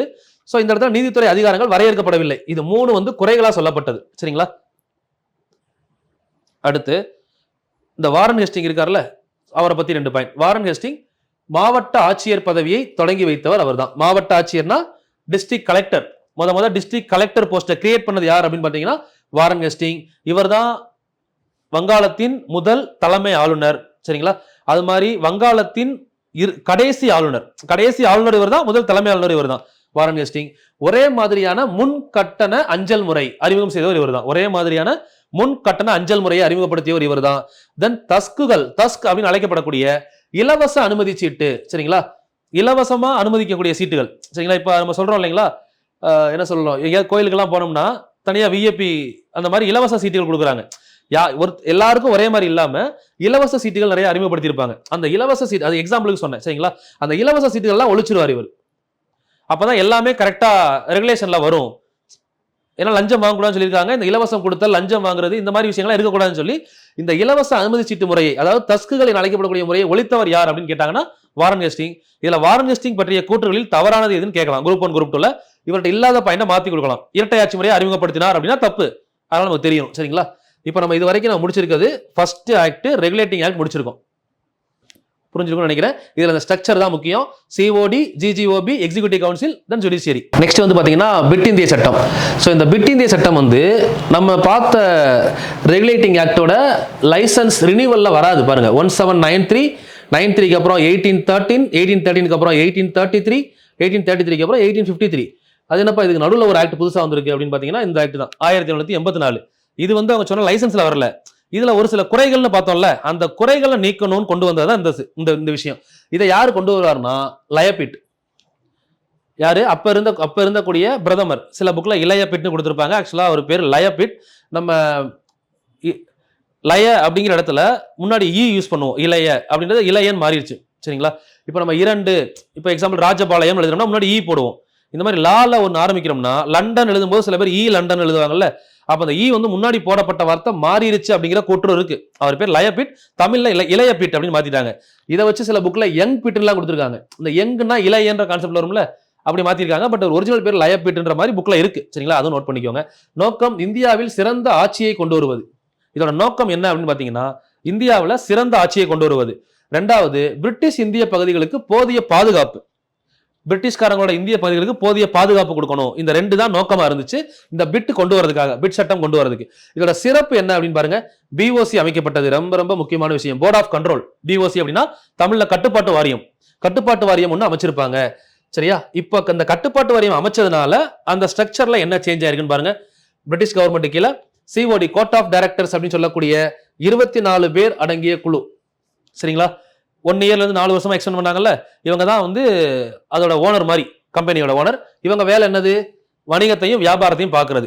இன்னொரு குரூப் பிஓசின்னு ஒரு குரூப் வர்றாங்க, சரிங்களா. இந்த பிஓசி யாருக்குள்ள கொண்டு வர்றாங்க அப்படின்னு பாத்தீங்கன்னா, ஃபர்ஸ்ட் கவர்னர் ஆஃப் பெங்கால் இருக்காரா, கவர்னர் ஜெனரல் ஆஃப் பெங்கால் இருக்காரா, அவர் இல்லாம அவருக்கு சப்போர்ட் பண்ண நிர்வாக குழு எத்தனை பார்த்தோம், நிர்வாக குழு உறுப்பினர்கள் 4 பேர் பார்த்தோமா. இப்போ என்ன பண்றாங்கன்னா, இப்போ ஒரு கவர்னர் ஜெனரல் ஆஃப் பெங்கால், இவருக்கு கீழே 2 கவர்னர், சரிங்களா. அதாவது பெங்காலுக்கு கீழே சென்னை, இன்னொன்னு பெங்கால், சென்னை, பாம்பே, மொத்தம் 3. அப்ப அந்த 3 இடத்துக்கு 3 பேர் போதும்ல, எதுக்கு 4 பேர் அப்படின்னு சொல்லி ஒரு 3 குரூப்பை சேர்ந்த 3 உறுப்பினர்களை நியமிக்கிறாங்க. 4 பேரை 3 ஆக்குறாங்க. இதை இந்த மாதிரி புரிஞ்சுக்கிட்டீங்கன்னா மறக்காது. 4 பேரை 3 ஆக்கிட்டாங்களா. இப்போ இந்த எக்ஸிகியூட்டிவ் கவுன்சில் இருக்க 3 பேரு plus governor general of Bengal ஒருத்தர் இருக்காரு. முன்னாடி 24 பேர் இருக்காங்க, அவங்க கோர்ட் ஆஃப் டைரக்டர்ஸ். இந்த ஒரு ஆள் யாரு, governor general of Bengal. Plus இந்த 4 பேரை 3 ஆக்கிட்டாங்கல்ல, இவங்க 3 பேர். இவங்க யார் அப்படின்னா எக்ஸிகியூட்டிவ் கவுன்சில், நிர்வாக குழு. இப்போ இவங்களுக்கு சப்போர்ட் பண்ண, சரிங்களா, ஒரு 6 பேரை புதுசா கொண்டு வர்றாங்க. அந்த 6 பேர் தான் போர்ட் ஆஃப் கண்ட்ரோல், கட்டுப்பாட்டு வாரியம். இவங்க வேலை என்ன அப்படின்னா, அரசியலையும் நிர்வாகத்தையும் நிர்வகிப்பது, அரசியல் மற்றும் நிர்வாகம். அப்போ இந்த இடத்துல மொத்தமா 2 அரசாங்கமா பிரியுது. ஒன்னு வந்து எக்கனாமிக்கல், இன்னொன்னு பொலிட்டிக்கல். இதை தான் வந்து இரட்டை அரசுன்னு சொல்லுவாங்க. இரட்டை அரசு, டியூவல் கவர்மெண்ட் கொண்டு வந்தது எப்போ அப்படின்னு பாத்தீங்கன்னா இந்த சட்டத்துல தான், 1784ல பிட் சட்டத்துல கொண்டு வந்திருப்பாங்க. கம்பெனி நிலப்பகுதி பிரிட்டிஷ் இந்திய நிலப்பகுதின்னு அழைக்கப்பட்டது. ப்ரீவியஸ் இயர் கொஸ்டின்மா. இந்த டைம்ல கம்பெனியோட நிலப்பகுதிகள் பிரிட்டிஷ் இந்திய நிலப்பகுதி அப்படின்னு அழைச்சாங்க, சரிங்களா. கம்பெனியோட பகுதி என்ன சொன்னாங்க, பிரிட்டிஷ் இந்தியா டெரிட்டரி அப்படின்னு சொல்லியிருப்பாங்க இந்த இடத்துல, சரிங்களா. அடுத்து வந்து பாருங்க, இந்த கவர்னர் ஜெனரல் ஆஃப் பெங்காலுக்கு விட்டோ பவர் கொடுத்திருப்பாங்க. போனதுல பார்த்தோம்ல குறையில, கவர்னர் ஜெனரல் ஆஃப் பெங்கால் தான் பேரு. அவர் நினைச்சா எதையும் பண்ண முடியாது. ஆலோசனைக்குள்ள ஒண்ணு சொன்னாங்கன்னா அதை கேட்கணும், பொம்மை மாதிரி. அப்படிப்பட்ட அதிகாரம் வேணான்னு சொல்லியிருப்பாங்க, அதை மாத்திருப்பாங்க இதுல. விட்டோ பவர், ஆலோசனைக்குழு முடிவுகளை நிராகரிக்கும் அதிகாரம் அளிக்கப்பட்டது. இது வந்து முக்கியம் பிட்ஸ்ல, சரிங்களா. அடுத்து வந்து பாருங்க, பிட்ல திருத்த சட்டம் ஒன்று கொண்டு வர்றாங்க, சரிங்களா. இந்த திருத்த சட்டம் கொண்டு வர்றது யாரால அப்படின்னு பாத்தீங்கன்னா, அப்ப பதவியேற்ற governor general of Bengal Cornwallis. இந்த காரன்வாலிஸ் தான் திருத்த சட்டத்தை கொண்டு வர சொல்றாரு, அமெண்ட்மெண்ட் ஆக்ட், சரிங்களா. பிட்ஸ் அமெண்ட்மெண்ட் ஆக்ட் அதை கொண்டு வரவர் யாருன்னா காரன்வாலிஸோட ரெஃபரன்ஸோட தான் கொண்டு வருவாங்க. என்ன சொல்றாரு அப்படின்னு பாருங்க, 1786ல பதவி இருக்கிறாரு, 1793 வரை இருக்கிறாரு. 93ல தான் நம்ம பார்த்தோம் என்னது கொண்டு வந்திருப்பார், முக்கியமான விஷயம், நிலையான நிலவரி முறை. என்ன சொல்லுவோம், ஜமீன்தாரி சிஸ்டம் கொண்டு வந்தது இவர் தான், சரிங்களா. 10 ஆண்டுகளுக்கான நிலையான நிலவரி திட்டம், இதை கொண்டு வந்தவர் லாஸ்ட் 1793ல. இவர் தான் இந்த பிட் திருத்த சட்டம் போட காரணமா இருந்தவர், சரிங்களா. தென் கவர்னர் ஜெனரலின் அதிகாரங்கள் உயர்த்தப்பட வேண்டும். இவர் கேட்டது இதுதான், கவர்னர் ஜெனரலோட அதிகாரம் உயர்த்தப்பட வேண்டும். மற்ற கவர்னர் கீழே இருக்கட்டும், கவர்னர் ஜெனரலுக்கு அதிகாரம் உயரணும். அது மட்டும் இல்லாம கவர்னர் ஜெனரலுக்கு இந்த போஸ்ட் மட்டும் பத்தாது, எனக்கு முப்படை தளபதியான இருக்கணும் அப்படின்னு. அதுதான் என்ன சொல்றாருன்னா, கமாண்டர் இன் சீஃப் இந்த போஸ்டையும் சேர்த்து கொடுங்கன்னு சொல்லுவாரு. கமாண்டர் இன் சீஃபையும் கவர்னர் ஜெனரல் ஆஃப் பெங்கால் 2 பதவியையும் பெற்ற முதல் உயர்ந்த அதிகாரி யார் அப்படின்னா காரன்வாலிஸ் பிரபு தான், சரிங்களா. இதுதான் இவர்கிட்ட முக்கியமான பாயிண்ட். அடுத்து காரன்வாலிஸ் பிரபுவை பத்தி தனியா பார்க்கணும்னா, காரன்வாலிஸ் பிரபு குடிமை பணியின் தந்தை, father of civil service. Then காவல் பணியின் தந்தை, father of police department.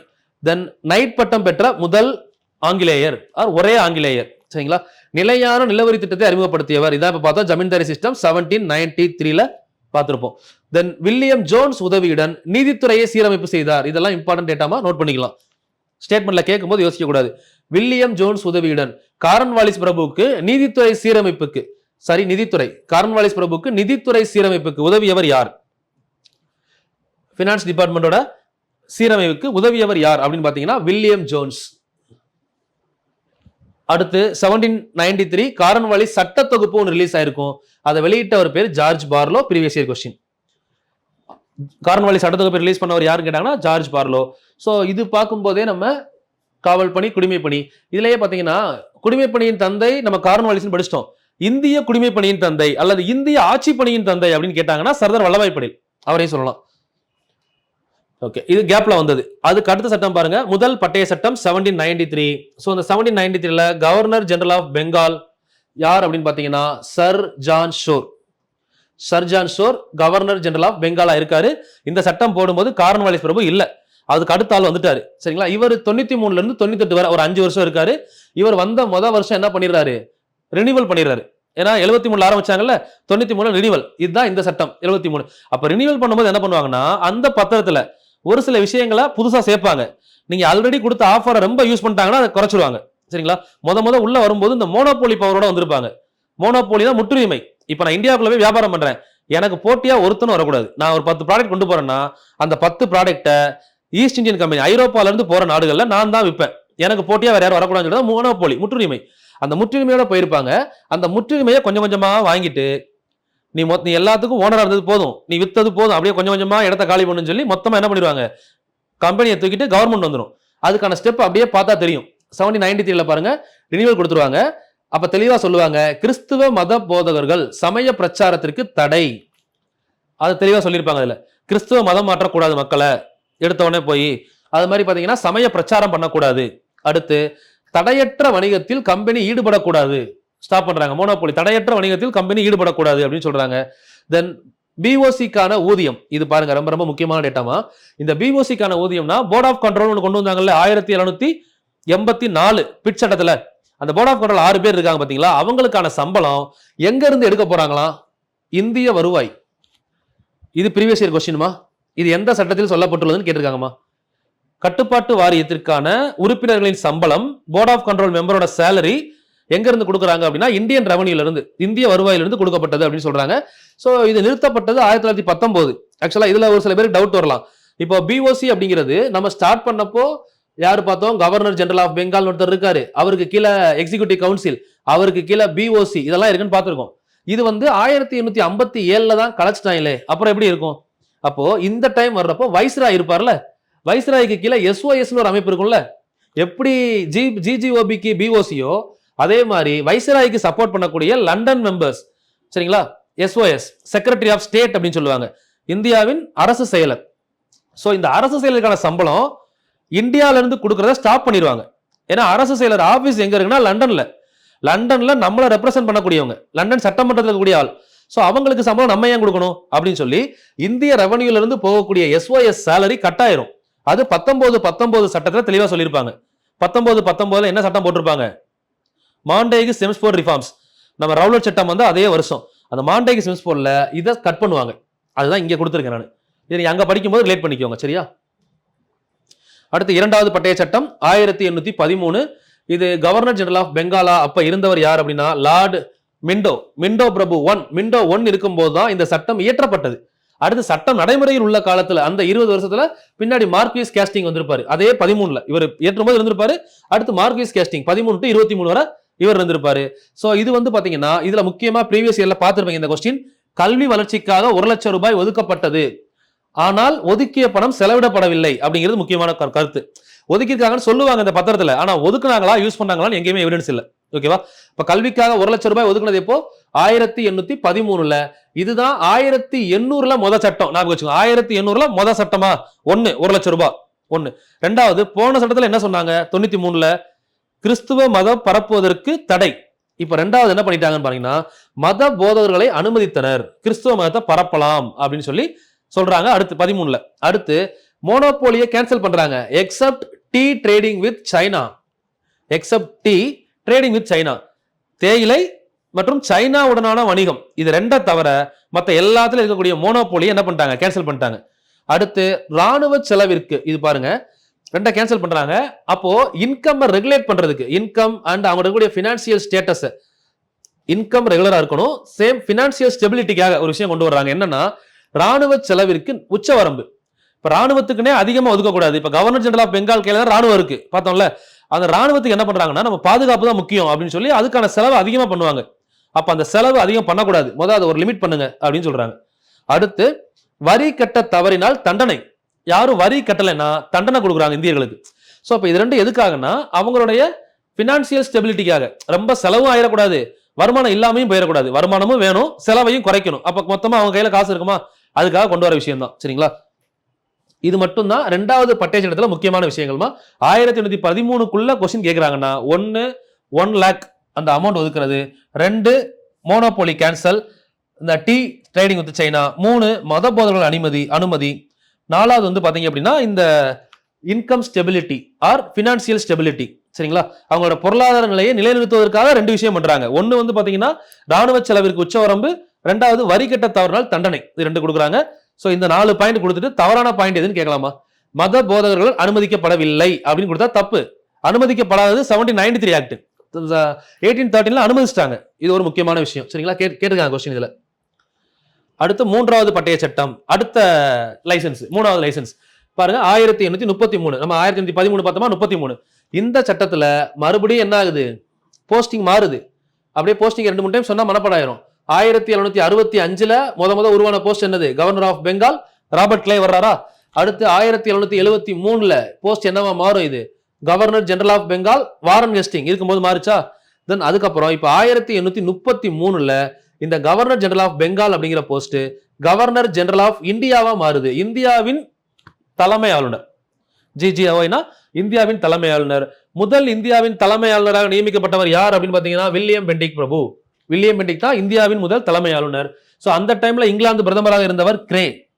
Monopoly totally cancel, டீயும் கிடையாது, சைனா கூட ட்ரேடிங் கிடையாது, அதையும் தூக்கிட்டாங்க. சரிங்களா? அதுக்கடுத்து வணிகம் முடிவுக்கு வந்தது. வணிகத்தை என்ன பண்ணிட்டாங்க, முடிவு கொண்டு வந்துட்டாங்க. அப்போ இதுல இருந்து என்ன தெரியுது, 1833லயே நீ வந்ததே எதுக்கு, ட்ரேடிங்காக. உன் ட்ரேடிங்கே முடிஞ்சு போச்சுன்னா அப்ப ஆல்ரெடி கவர்மெண்ட் பிளான் பண்ணிட்டாங்க. இவன் அப்படியே கூப்பிட்டுட்டு இடம் நல்லா இருக்கு, நல்லா காசு வருது, மக்களும் சொல்றதை கேட்க ஆரம்பிக்கிறாங்க. இவங்க ஒரு 10 பேர் போய் சொன்னதை சொல்லி போய் சொன்னதையே கேட்டுக்கிறாங்க. அப்ப நம்ம கவர்மெண்ட் இறக்கணும்னா கண்ட்ரோல் பண்ணிடலாம் அப்படின்னு அவங்களுக்கு மைண்ட் செட் வந்துருச்சு. அப்ப என்ன பண்றாங்க, வணிகத்தை முடிவு கொண்டு வர்றாங்க. நிர்வாக அமைப்பாக செயல்பட ஆரம்பித்தது. அப்படியே பாருங்க, அங்க இருந்து 22 பேர் டைரக்டர் தான் மெயின், அவங்க வணிகம் பண்ணாங்க. இவங்க வரும்போது எக்ஸிகியூட்டிவ் கவுன்சில கொண்டு வந்தாங்க. அது பத்தாதுன்னு ஒரு பிஓசியை கொண்டு வந்து அரசியல் ரீதியா பாக்குறாங்க, நிர்வாகம் பண்ணலாமா, இடம் எப்படி இருக்கு. சோ அப்ப அடுத்து என்ன ஆயிருச்சு, எல்லாம் செட் ஆனதுக்கு அப்புறம் வணிகம் பண்ணதெல்லாம் போதும், நீங்க கிளம்பலாம், இந்த இடம் நல்லா இருக்கு, நாங்களே பாத்துக்கிறோம், கவர்மெண்ட் கண்ட்ரோல் எடுத்துக்கிறோம் அப்படின்னு சொல்லி ஃபுல்லா என்ன பண்ணிட்டாங்க, நிர்வாக அமைப்பாக செயல்படுறது, எக்ஸிகியூட்டிவ் அமைப்பா மாறிடுச்சு ஃபுல்லாவே. சரிங்களா? முதல் சட்ட உறுப்பினர் யாரு வர்றாருன்னு பாத்தீங்கன்னா லார்டு மெக்காலே. இதுல முக்கியமான பாயிண்ட் அது ஒண்ணுதாயா. இதுக்கு முன்னாடி இந்த இடத்துல கவர்னர் ஆஃப் பெங்கால் வர்றப்போ எக்ஸிகியூட்டிவ் கவுன்சில் ஒரு அமைப்பு பார்த்தோம்ல, எக்ஸிகியூட்டிவ் கவுன்சில் நிர்வாக குழுன்னு சொல்லி, அதுல எத்தனை பேர் இருந்தாங்கன்னு பார்த்தோம், 4 பேர். 4 பேர்ல 1784ல பிஓசி வர்றப்போ 3 ஆக்கிட்டாங்க. இப்ப இந்த 3 கூட புதுசா ஒருத்தர் ஆட் பண்றாங்க 1833ல. அப்ப மறுபடியும் நிர்வாகக்குள்ள எத்தனை பேர் வராங்க, இப்ப 4 பேர் ஆயிட்டாங்க. அந்த ஒரு ஆள் யார் அப்படின்னு பாத்தீங்கன்னா அவரு சட்ட உறுப்பினர், லா மெம்பர். ஃபர்ஸ்ட் லா மெம்பர் பேரு லார்டு மெக்காலே, கேள்விப்பட்டிருப்பீங்க. லார்டு மெக்காலே தான் ஃபர்ஸ்ட் கல்விக்குழு. இவர் கொண்டு வந்ததுதான் இங்கிலீஷ் அபிஷியல் லாங்குவேஜ் அறிவிப்பாரு. சரிங்களா? சோ இதுல ஃபர்ஸ்ட் பாருங்க, பம்பாய் மதராஸ் கவர்னரின் சட்டம் இயற்றும் அதிகாரம் பறிக்கப்பட்டு ஜிஜிஓஐக்கு சட்டம் வழங்கப்பட்டது. எங்க இனிமே சட்டம் இயற்றக்கூடாது. இது வரைக்கும் நீங்க போட்டதுக்கு பேரு ரூல்ஸ் நாட் ஆக்ட் அப்படின்றாங்க. நீங்க வந்து ரூல்ஸ் போடலாம், ஆனா சட்டம் ஆகாது, ஏன்னா நீங்க சட்டம் படிக்கல. இப்ப நான் சட்டம் படிச்ச ஒருத்தரை புதுசா உள்ள கொண்டு வந்துட்டேன், இதுக்கப்புறம் நான் போடுறதா சட்டம் அப்படின்னு யாரு சொல்றாரு, governor general of India William Bentinck கூட இவரை கொடுத்துடுறாங்க இப்போ. சரிங்களா? சரி, அப்ப பாருங்க, புரிஞ்சது இது வரைக்கும்? சரி, இப்போ இதுக்கப்புறம் அப்படியே பாத்தீங்கன்னா அப்படியே ரிவைஸ் பண்ணிட்டே வாங்க. இந்தியா முழுவதும் ஒரே மாதிரியான சட்டம், ஏன்னா இப்ப சட்டம் ஏற்ற ஒரு ஆள் வந்துட்டார்ல, அவருக்கு சட்டத்தை பத்தி எல்லாமே தெரியும். அப்ப இந்தியா முழுவதும் ஒரே மாதிரியான சட்டம். இதுல கோர்ட் ஆஃப் டைரக்டர்ஸ் பாருங்க 24 பேர் இருப்பாங்களா, அந்த ஸ்ட்ரக்சர் அப்படியே இருக்கு. தென் பிஓசி 6 பேர் இருக்காங்களா, அவங்க அப்படியே இருப்பாங்க. எக்ஸிகியூட்டிவ் கவுன்சில்ல 3 பேர் இருந்தாங்களா, இப்போ ஒருத்தர் புதுசா வந்தனால மொத்தம் என்னாச்சு, 4 பேர். அவர் தான் லார்டு மெக்காலே. லார்டு மெக்காலே வந்து first law member. Governor general of post governor general of இந்தியான்னு மாறுது. சோ அது யார் கண்ட்ரோல்ல இருக்குது, வில்லியம் பெண்டிக். இந்த வில்லியம் பெண்டிக்கை பத்தி கீழே பார்ப்போம் கடைசியா. சரிங்களா? இப்ப இருக்கக்கூடிய ஸ்ட்ரக்சர் இதுதான். சோ அடுத்து இதுக்குள்ள என்ன பண்றாங்க அப்படின்னு பாத்தீங்கன்னா, இந்திய குடிமைப்பணி அறிமுகம் செய்யப்பட்டது. இந்திய குடிமைப்பணி கொண்டு வர்றாங்க. சரிங்களா? இந்திய குடிமைப்பணி அறிமுகம் செய்யப்பட்டது. போட்டித் தேர்வு அறிமுகம் எதுக்காக அப்படின்னு பாத்தீங்கன்னா, இப்ப நீங்க ஒரு ஈஸ்ட் இந்தியன் கம்பெனில போய் வேலை பார்க்கணும்னா, ஏன்னா கம்பெனியோட வணிகத்தை ஸ்டாப் பண்ணிட்டாங்க, இப்ப ஃபுல்லா அங்க நிர்வாகம் தான் இருக்கு. நிர்வாகம் பண்ணணும் அப்படின்னா அவர் எக்ஸாம் எழுதி ஒரு ஆபீசரா தான் போகணும் அப்படின்னு சொல்றாங்க. இப்ப நம்ம நீங்க ஐஏஎஸ் ஐபிஎஸ் மாதிரி நிர்வாகம் பண்ற போஸ்ட்ல போனோம்னா எக்ஸாம் எழுதணும், காம்படிட்டிவ் எக்ஸாம். அதேதான். அப்போ இது வரைக்கும் பாத்தீங்கன்னா யார் இருந்தா, கம்பெனி வணிகத்தை ஸ்டாப் பண்ணியாச்சு. இப்ப நடக்கிறது ஃபுல்லா நிர்வாகம் தான். அப்ப நிர்வாகம் தெரிஞ்ச ஒருத்தர் அங்க போகணும், நிர்வாகம் தெரியணும்னா நீங்க காம்படிட்டிவ் எக்ஸாம் படிக்கணும் அப்படின்னு சொல்றாங்க. சோ அப்ப அதுக்கு வந்து போட்டித் தேர்வு அறிமுகப்படுத்துறாங்க. அறிமுகம் செய்யப்பட்டது எப்போ, 1833. சோ அதெல்லாம் வந்து யாரு கொண்டு வராரு, லார்டு மெக்காலே தான். அவர் தான் சட்டம் தெரியும், ஃபுல்லா ஸ்ட்ரக்சரை கிரியேட் பண்றாரு. சட்டத்தின்படி 1843 அடிமை முறை இந்தியாவில் ஒழிக்கப்பட்டது. ஸ்லேவரி சிஸ்டம் ஒழிச்சிடுறாங்க, அடிமை முறை கிடையாது. 1835 March 17 1835 March 17 English as a official லாங்குவேஜா அனௌன்ஸ் பண்றாங்க. ஆங்கிலம் ஆட்சி மொழியாக அறிவிக்கப்பட்டது. எதற்கு பதிலாக?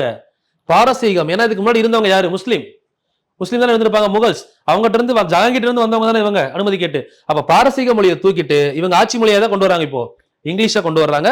Date March 17, 1835. தென் பிரிட்டிஷ் குடிமக்கள் இந்தியாவில் நிலம் வாங்க அனுமதி. இப்ப ஏன்னா நிர்வாகம் இங்க வந்துட்டோம்ல, அட்மினிஸ்ட்ரேஷன் யார் இருக்கா? பிரிட்டிஷ். அப்ப நம்ம ஊர்க்காரங்க வாங்கப்பா, வந்து இடம் வாங்கிக்கோங்கப்பா அப்படின்றாங்க. அதுக்கு முன்னாடி வந்து யார் வேலைக்கு போனோம், நம்ம ஒரு இடத்துல போய் வேலைக்கு போயிருக்கோம், அங்க போய் லேண்ட் வாங்க முடியுமா? வாங்க முடியாது. இப்ப நிர்வாகம் நம்ம கையில வந்துருச்சு, அப்ப போய் என்ன பண்ணிக்கலாம்? லேண்ட் வாங்கிக்கலாம் அப்படின்னு சொல்றாங்க. அப்படியே கான்செப்டா கொண்டு வந்தீங்கன்னு வைங்களேன், மனப்பாடம் பண்றது ஒண்ணுமே இல்லை, அப்படியே ஸ்டோரியா வரும். சரிங்களா? அடுத்து கிறிஸ்தவர் நலனிற்காக பாருங்க. இப்ப நிர்வாகம் பண்ண ஆரம்பிச்சாச்சு இல்ல, உள்ள ஃபுல்லா லேண்ட் வாங்க ஆரம்பிச்சிட்டாங்க. ஐரோப்பியர்கள் வந்து ஆங்கிலேயர்கள் அதிகமா உள்ள வந்துட்டாங்க. அப்போ உள்ள கிறிஸ்டியன்ஸ் வர ஆரம்பிச்சிருவாங்கல்ல. அப்போ முன்னாடி கிறிஸ்தவ மதத்தை பரப்பவே கூடாதுன்னு சொன்னாங்க 1793 வரை. 1813 கிறிஸ்தவ மதத்தை பரப்பலாம்னு சொன்னாங்க. 1833 என்ன பண்ணிட்டாங்கன்னு பாருங்க. கிறிஸ்தவர் நலனிற்காக பம்பாய் மற்றும் கல்கத்தாவில் பிஷப்புகள் நியமனம் செய்யப்பட்டனர். இதெல்லாம் பாருங்க, வரிசையா பார்க்கலாம். அப்படியே அந்த வருஷம் 4 வருஷத்தை கொடுத்து தவறானதுன்னு கேட்கலாம். 93, 13, 33 வளர்ச்சியை பாத்தீங்களா? இந்த மாதிரி வந்துட்டாங்கன்னு உள்ள வந்துட்டாங்க ஃபுல்லா. சோ இப்போ சதி ஒழிப்பு. இதுக்கப்புறம் நம்ம அந்த 35 பார்த்துட்டோம். இதுக்கப்புறம் பாத்தீங்கன்னா சதி ஒழிப்பு 1829, 1829 சதி ஒழிப்பு படிச்சிருப்போம். சதி ஒழித்தவர் யார் அப்படின்னா வில்லியம் பெண்டிங். ராஜாராம் மோகன் ராய் ரெஃபர் பண்ணிருப்பார்ல, அந்த டேட்டு டிசம்பர் 4, 1829. அப்போ ஆர்டிகிள் 17 படி ஒழிச்சிருப்பாரு. இப்ப நம்ம ஆர்டிகிள் 17 தீண்டாமை ஒழிப்பு சட்டம் படிச்சிருக்கோம்ல. அப்ப அந்த தீண்டாமை ஒழிப்பு சட்டம் எந்த வருஷம் இயற்றப்பட்டதுன்னு கேட்கலாம். 1955 தீண்டாமை ஒழிப்பு சட்டம். சரிங்களா? அது மாதிரி இந்த சதி ஒழிப்பு ராஜஸ்தான்ல தான் முத சதி ஒழிப்பை கொண்டு வருவாங்க. ஏன்னா ராஜபுத்திரர்கள் அங்க ராஜபுத்திர அரசுகள் அதிகம். அங்க மேக்சிமம் வந்து பாத்தீங்கன்னா எல்லாம் பாரம்பரியமா இந்துக்கள் எல்லாமே சதி சிஸ்டம் ஃபாலோ பண்ணிருப்பாங்க. சோ அதனால சதி ஒழிப்பை முத கொண்டு வந்தது யாரு பாத்தீங்கன்னா இந்தியாவில ராஜஸ்தான் 1987. அவங்க கொண்டு வந்ததுக்கு அப்புறம் தான் நம்ம இந்தியன் பார்லிமெண்ட்லயே என்ன பண்ணுவாங்க, சட்டமாக்கி இருப்பாங்க. 1988 தான் இந்திய பாராளுமன்றத்தில் சதி ஒழிப்பு சட்டம் இயற்றப்பட்டது. நல்லா புரிஞ்சுக்கணும். தீண்டாமை ஒழிப்பு சட்டம் 1955, சதி ஒழிப்பு சட்டம் 1988. தீண்டாமை ஒழிப்பு சட்டம் வந்ததுக்கு அப்புறம் தான் சதி ஒழிப்பு சட்டமே வந்திருக்கு. ஆனா சதியை வந்து 1829 ஒழிச்சவர் யாரு? William Bentinck. ரெஃபர் பண்ணவர் யாரு? ராஜாராம் மோகன் ராய். மோகன் ராய்க்கு ராஜான் பட்டம் கொடுத்தது யாரு? அக்பர் 2. இரண்டாம் அக்பரோட உதவியாளர் இருந்தவர் தான். சோ அவர் வந்து இரண்டாம் அக்பருக்கு ஊதிய உயர்வுக்காக போயிருப்பார், லண்டனுக்கு போய் அனுப்பி வச்சிருப்பார், போய் பார்த்துட்டு வாங்க. ஏன்னா அவருக்கு நிறைய லாங்குவேஜ் தெரியும். அவர் ராயல் ஃபேமிலி. சரிங்களா? அவர் ராஜா ராம் மோகன் ராய். அதுல ராம் மோகன் தான் அவர் பேரு. பின்னாடி இருக்க ராய் அப்படின்னா அவரோட ஃபேமிலி ராயல் ஃபேமிலினால ராய்னு வச்சிருப்பாங்க. சோ அவருக்கு ராஜான்ற ஒரு பட்டத்தை கொடுத்தது அக்பர். மொத்தமா சேர்த்து ராஜா ராம் மோகன் ராய் அப்படின்னு சொல்றாங்க. சோ அங்க போனவர் அவருடைய அண்ணி, அவரோட அண்ணனோட ஒய்ஃப், அண்ணனோட மரணத்துல அவங்க ஒய்ஃபும் சேர்ந்து என்ன பண்ணிருப்பாங்க, தீயில விழுந்து இறந்திருப்பாங்க. சதி. அந்த துயரத்தை மைண்ட்ல வச்சுட்டு தான் அங்க போய் வில்லியம் பெண்டிங் கிட்ட பேசுவாரு. இந்த சதி அப்படிங்கிற ஒரு கொடிய பழக்கம் நிலவிக்கிட்டு இருக்கு இந்தியாவுக்குள்ள, நார்த் இந்தியால. அதை அபாலிஷ் பண்ணணும், அதுக்கு ஒரு சட்டம் போடுங்க. அப்படி சதி ஒழிப்புல ஈடுபட்டாங்கன்னா அவங்கள சேர்ந்த சொந்தக்காரங்களையும் நீங்க பிடிச்சி ஜெயில போட்டுருங்க. அப்படின்னா அந்த மாதிரி விஷயத்த பண்ண மாட்டாங்க. சில பேர் அவங்களே போகலைன்னா கூட தீயில பிடிச்சி போட்டு கொண்டுறாங்க. அப்ப அதுக்கு என்ன பண்ணணும்? அப்படி பண்ண விடாம தடுக்கணும்னா சட்டம் ஏற்றணும். அப்படி தப்ப யாரும் பண்ணா அவனை பிடிச்சி ஜெயில போட்டு பண்ண மாட்டாங்கல்ல, அதுக்காக சட்டம் ஏற்ற சொல்றாரு. அவர் சட்டமும் ஏற்றிட்டாரு. சோ இதை வந்து பாத்தீங்கன்னா இங்க மட்டும் கிடையாது. இவருக்கு முன்னாடி போர்ச்சுகல் வந்தாங்கல்ல, சதி ஒழிப்பின் முன்னோடி வில்லியம் பெண்டிங்க்கு முன்னோடி ஒருத்தர் இருக்காரு, அல்போன்சாடி அல்புகர்க்கு. அவர் வந்து போர்ச்சுகலுக்கும் இந்துக்களுக்கும் திருமண உறவை ஊக்குவிப்பாரு. அப்ப திருமண உறவை ஊக்குவிக்கும் போது போர்ச்சுகீசிய ஆண்கள் இந்திய பெண்களை திருமணம் பண்றாங்க. அப்ப அவருக்கு திருமணத்துக்குள்ள வரும்போது தான் அவருக்கு அந்த சிக்கல் தெரியுது. கல்யாணம் பண்றது பெருசு இல்ல, அந்த ஆளு செத்துட்டானா பொண்ணு செத்துறணும், இதுதான் கண்டிஷன் தெரிஞ்சு அவர் என்ன பண்றாரு, அப்படிலாம் இருக்கக்கூடாது, அது தப்பு அப்படின்னு சொல்றாரு. அதனால என்ன சொல்லுவாங்கன்னா அல்போன்சாடி அல்புகர்க்கு வந்து யாருடைய முன்னோடி சொல்றாங்க, வில்லியம் பெண்டிங்கோட முன்னோடி. சரிங்களா? இது முக்கியமான பாயிண்ட். அதுக்கப்புறம் வந்து ராணுவத்தின் பேட்டா முறையை ஒழித்தவர் இவர் தான். மகள்வாரி முறையை அறிமுகப்படுத்தியவர் இவர் தான். மகள்வாரி அல்லது இனவாரின்னு சொல்லுவாங்கல்ல, இந்த மகள்னா என்ன பேரு கீழே கமெண்ட் பண்ணிருங்க. நான் எக்கனாமிக்ஸ்ல சொல்லியிருக்கேன். மகள்வாரி சிஸ்டம்ல மகள்னா என்ன, ரயத்வாரி சிஸ்டம்ல ரயத்னா என்ன, ரெண்டுமே டிஎன்பிசி குரூப் 4 கொஸ்டின். கீழே கமெண்ட் பண்ணிருங்க. 1833. சரிங்களா? தென் நவீன மேற்கத்திய கல்வியின் தந்தை இவர் தான். நவீன மேற்கத்திய லாங்குவேஜ் இங்கிலீஷை கொண்டு வந்தது இவர் தானே. அதான் நவீன மேற்கத்திய கல்வியின் தந்தைன்னு சொல்லுவாங்க. அது மாதிரி பாத்தீங்கன்னா வேலூர் புரட்சி ஜூலை 10, 1806. இந்த டேட் இம்பார்ட்டன்ட், நோட் பண்ணிக்கோங்க. இதெல்லாம் கீழே கமெண்ட்ல கூட சொல்லுங்க. வேலூர் புரட்சி ஜூலை 10, 1806. அப்போது சென்னை மாகாண ஆளுநராக இருந்தவர்ப்பா, முக்கியமான விஷயம். அவர் சென்னையில ஆளுநராக இருந்திருப்பாரு. எப்போ? 1806. இப்ப நான் படிக்கிறது எப்போ? 1833. 33 கவர்னர் ஜெனரல் ஆஃப் இந்தியாவா இருக்காரு. அப்போ சென்னையோட ஆளுநரா இருந்திருப்பாரு, மாகாண ஆளுநரா. அது முக்கியமான விஷயம். கேட்டிருக்காங்க கொஸ்டின். வேலூர் புரட்சியின் போது சென்னை மாகாணத்தின் ஆளுநர் யார் அப்படின்னு கேட்டிருக்காங்க. சரிங்களா? அடுத்து சதி ஒழிப்பில் வில்லியம் பெண்டிங்கின் முன்னோடி இப்பதான் சொன்ன அல்போன்சாடி அல்புகர்க். சதி ஒழிப்பில் முன்னோடி அல்போன்சாடி அல்புகர்க். புறநானூற்று பாடல்ல பூதப்பாண்டியன் மனைவி கோப்பெருந்தேவி சதி மூலமா இறந்தாங்கன்ற செய்தி சொல்லப்படுது. சதி பத்தி பாக்குறப்ப இந்த பயன் எழுதிக்கலாம். சரிங்களா? அடுத்து நவீன இந்தியாவின் சிற்பி அப்படின்னு அழைக்கப்படக்கூடியவர் நேரு. நவீன இந்தியாவின் விடிவெள்ளி அப்படின்னு அழைக்கப்படக்கூடியவர் ராஜாராம் மோகன் ராய். நவீன இந்தியாவை கட்டமைத்தவர் அப்படின்னு அழைக்கப்படக்கூடிய ஆங்கில ஆளுநர்னு கேட்டாங்கன்னா டல்ஹௌசி. சரிங்களா? டல்ஹௌசி தான் என்னெல்லாம் பண்ணியிருப்பாரு பார்த்தோம்ல. ரயில்வே டிபார்ட்மெண்ட், தபால் டிபார்ட்மெண்ட், போஸ்ட் எல்லாமே இவர் தான் கொண்டு வந்திருப்பாரு. அதனால டல்ஹௌசி சொல்லியிருப்பாங்க. ஸோ இதுல வந்து பாத்தீங்கன்னா இது மட்டும் இல்லாம நவீன இந்தியாவை கட்டமைத்தவர் அப்படின்னு ஜெனரலா கேட்டா அது எங்க வந்துடும்? நேருவை குறிக்கும். Because of 5 year plan. First planning commission கொண்டு வந்து 5 இயர் பிளான் போட்டு இந்தியா ஒரு ஸ்ட்ரக்சர் கொண்டு வராங்கல்ல. ஸோ ஃபர்ஸ்ட் 2வது பிளான் பேர் என்னது? நேரு மகனோபிஸ். தொழில்துறை உள்ள வந்ததுக்கு காரணமே நேரு தான். அதனால கட்டமைத்தவர் நேருன்னு சொல்லுவாங்க. ஆங்கிலேயர்ல யாருன்னு கேட்டா டல்ஹௌசி. அது மாதிரி ஆங்கிலேயர்கள் ஆளுநர்கள்லயே மிக இளமையானவர் யாருன்னு கேட்டா டல்ஹௌசி தான். வாரிசிறப்பு கொள்கையை அறிமுகப்படுத்தியவர் யாருன்னு கேட்டீங்கன்னா டல்ஹௌசி தான். சரிங்களா? அடுத்து 1853 4வது பட்டய சட்டம். சோ 4வது பட்டய சட்டம் 1853 கொண்டு வராங்கம்மா. இதுதான் கடைசி பட்டய சட்டம் கூட. 1853 கொண்டு வரப்பட்ட 4வது பட்டய சட்டம், கடைசி பட்டய சட்டம். கவர்னர் ஜெனரல் ஆஃப் இந்தியா அப்ப இருந்தவர் யார் அப்படின்னு பாத்தீங்கன்னா டல்ஹௌசி. இப்பதான் பார்த்தோம், டல்ஹௌசி தான் இருந்தாரு. சோ போட்டித் தேர்வுகளில் இந்தியர்கள் அனுமதிக்கப்பட்டனர். போட்டித் தேர்வை கொண்டு வந்தாங்க 33. போட்டித் தேர்வுல இந்தியன்ஸ் அனுமதிக்கிறாங்க 1853. அடுத்து மெக்காலே குழுவின் அறிக்கையின்படி குடிமை பணி கட்டாயமாக்கப்பட்டது. மேண்டட்டரி ஆகிட்டாரு மெக்காலே குழு. தென் 1854 சார்லஸ் வுட்ஸ் கல்வி அறிக்கை, இந்திய கல்வி அறிக்கையின் மகாசாசனம், அறிவு பெட்டகம் இப்படிலாம் அழைக்கப்படக்கூடியது. ப்ரீவியஸ் இயர் கொஸ்டின் இது, குரூப் 4. சரிங்களா? 1884 கொண்டு வரப்பட்ட சார்லஸ் வுட்ஸ் கல்வி அறிக்கை தான் இந்திய கல்வி அறிக்கையின் மகாசாசனம் அப்படின்னு அழைக்கப்படுது. இந்திய கல்வியின் மகாசாசனம். இதுக்கு முன்னாடியே வந்ததுதான் மெக்காலே கல்வி குழு. சரிங்களா? மெக்காலே சொல்றது டாப் டு பாட்டம் அப்ரோச், இவங்க சொல்றது பாட்டம் டு டாப் அப்ரோச். சரிங்களா? ஆக்சுவலா அவங்க அந்த இங்கிலீஷ் ஆபிஷியல் லாங்குவேஜ் அறிவிக்கிறது எல்லாத்துக்குமே பாத்தீங்கன்னா ஒரு பின்னணியில ஒரு விஷயம் இருந்திருக்கும். ஏன்னா டைரக்டா வந்து ரூல் பண்ண ஆரம்பிச்சிட்டாங்க. ரூல் பண்ண ஆரம்பிக்கும் போது அவங்க நிறைய ரீஜியன் போறாங்க. இப்ப இந்தியாவுக்குள்ள வர்றாங்கன்னா நம்ம இந்தியாவுக்குள்ள இப்போ நமக்கு தெரிஞ்சு 28 ஸ்டேட் இருக்கு, 8 யூடி இருக்கு. ஸோ அப்ப எல்லா ஸ்டேட்லயும் இப்ப நம்ம சவுத்துல வாங்கலாம், தமிழ்நாட்டுல தமிழ் பேசுவோம், கேரளால மலையாளம் பேசுவாங்க, கர்நாடகால கன்னடம், ஆந்திரால தெலுங்கு. இப்படி ஒரு ரீஜியன் போனா ஒவ்வொரு ரீஜியன்ல ஒரு லாங்குவேஜ். அப்போ அவங்க யோசிக்கிறாங்க, நம்ம ஒரு ஆளை வேலைக்கு அனுப்புறோம், அவன் போய் 10-20 லாங்குவேஜை கத்துக்கிறதுக்கே அவனுக்கு எவ்வளவு வருஷம் ஆயிரும்? 5 வருஷம் 6 வருஷம் ஆயிரும். அவனுக்கு நம்ம கொடுக்குற பீரியடே 4 வருஷம் 5 வருஷம் தான். அப்போ இது வேலைக்கு ஆகாது. நம்ம அவங்க லாங்குவேஜை கத்துக்கிறத விட இந்தியாவில் இருக்க எல்லாத்துக்கும் நம்ம ஒரு லாங்குவேஜை கத்து கொடுத்துடலாம் அப்படின்னு சொல்றாங்க. அப்படி சொல்லும் போதுதான் செல்வந்தர்கள் நல்லா அந்த எஜுகேஷனுக்கு 1 லட்சம் ரூபாய் ஒதுக்குவாங்க பாத்தீங்களா? அப்பவே இந்த பிளான் வந்துடும். அந்த எஜுகேஷனுக்கு 1 லட்சம் ரூபாய் எதுக்கு ஒதுக்குறாங்கன்னா, யாரெல்லாம் ஆங்கில வழி கல்வியை அவங்க ஸ்கூல்ல இங்கிலீஷ் மீடியம் வச்சிருக்காங்களோ அவங்களுக்கு தான் அந்த மானியம் கொடுக்கறதா சொல்லுவாங்க. எல்லாருக்கும் கிடையாது. ஒரு பிரைவேட் ஸ்கூல் அவங்க வந்து இங்கிலீஷ் மீடியம் வச்சிருந்தாங்கன்னா அவங்களுக்கு அந்த 1 லட்சம் ரூபாய் ஒதுக்குங்க அப்படின்னு சொல்லியிருப்பாங்க. அதே மாதிரி இங்கிலீஷ் அபிஷியல் லாங்குவேஜ் அறிவிப்பாங்கல்ல, அடுத்து இது அறிவிக்கிறதோட முதல் படி தான் அந்த மானியம் ஒதுக்குறது. இங்கிலீஷை ப்ரமோட் பண்ணி கொண்டு வந்து இங்கிலீஷை எல்லாத்துக்கும் தெரியப்படுத்தி இங்கிலீஷை நம்ம அபிஷியலா மாத்திரலாம் அப்படின்னு பிளான் பண்ணுவாங்க. அதை வந்து மெக்காலே கல்விக்குழு வந்து தெளிவாவே டாப் டு பாட்டம், மேல இருக்க மக்கள் மட்டும் தான் பார்த்திருக்கோம். சார்லஸ் வுட்ஸ் வந்து கீழே இருந்து பாட்டம் டு டாப் அப்ரோச் அப்படின்னு சொல்லுவாங்க. சரிங்களா? அனைத்து மக்களும் ஏற்றுக்கொள்ளப்பட்டது சார்லஸ் வுட்ஸ் தான். அதுதான் மகாசாசனம், அறிவு பெட்டகம் சொல்றோம். நீதித்துறை மற்றும் நிர்வாகத்துறை தனித்தனியாக பிரிக்கப்பட்டது. இது இம்பார்ட்டன்ட், முக்கியமான விஷயம். நீதித்துறையும் நிர்வாகத்துறையும் தனித்தனியாக பிரிக்கப்பட்டது. நெக்ஸ்ட் 1857 மெட்ராஸ், பாம்பே, கல்கத்தா பல்கலைக்கழகங்கள் உருவாக்கப்பட்டது. நம்ம இப்ப சொல்றோம்ல மெட்ராஸ் யூனிவர்சிட்டி, அதே மாதிரி பாம்பே யூனிவர்சிட்டி, கல்கத்தா யூனிவர்சிட்டி, மூணுமே வந்தது 1857. நம்ம புரட்சி நடந்த அதே வருஷம் ஞாபகம் வச்சுக்கலாம். சரிங்களா? வங்காள சட்டமன்றம் இந்திய சட்டமன்றம் என பெயர் மாற்றப்பட்டது. Governor general of India post வந்துருச்சுல முன்னாடியே. அப்போ வங்காள சட்டமன்றம் இப்ப வேணாம், இப்ப இருக்கிறது Indian legislature, not Bengal legislature சொல்றாங்க. நேம் சேஞ்ச் பண்றாங்க. இது எந்த சட்டம்னு கேட்கலாம். 53. தென் வங்காளத்திற்கு தனி ஆளுநர் நியமனம் செய்யப்பட்டார். நெக்ஸ்ட் நிர்வாக குழு மற்றும் சட்டம் இயற்றும் துறை தனித்தனியாக பிரிக்கப்பட்டது. நல்லா புரிஞ்சுக்கோங்க. நிர்வாக குழு, சட்டம் இயற்றும் துறை. இங்க என்னாச்சு? மேல என்ன பார்த்தோம்? நீதித்துறையும் நிர்வாகத்துறையும், அது வேற. சரிங்களா? இங்க வந்து பாத்தீங்கன்னா நிர்வாகம் சட்டம் இயற்றும்னா இந்த இடத்துலதான் முதல்ல நமக்கு என்ன வருது? லெஜிஸ்லேச்சர், சட்டம் இயற்றக்கூடிய அமைப்பு தானே லெஜிஸ்லேச்சர், சட்டமன்றம், பாராளுமன்றம். அதுக்கு முன்னாடி எக்ஸிகியூட்டிவ் இருக்கும், ஜுடிஷியரி பார்த்தோம். இப்ப சட்டமன்றம் தனியா சட்டம் இயற்றும் துறை உருவாறதே இப்பதான் 1853 அந்த ஆக்டின் படி கொண்டு வர்றாங்க. தென் நிர்வாக குழு, சட்டம் இயற்றும் குழு 2ஆ பிரிக்கிறாங்க. நிர்வாக குழுல 1+4 மெம்பர்ஸ் ஆல்ரெடி பார்த்திருக்கோம், ஞாபகம் இருக்கா? எக்ஸிகூட்டிவ், ஒன்னு கவர்னர் ஜெனரல் ஆஃப் இந்தியா, மிச்ச 4 பேர்ல 3 பேர் எக்ஸிகூட்டிவ் கவுன்சில் இருந்து வந்தவங்க, ஒரு ஆளு இப்போ வந்து மெக்காலே, லார்டு மெக்காலே.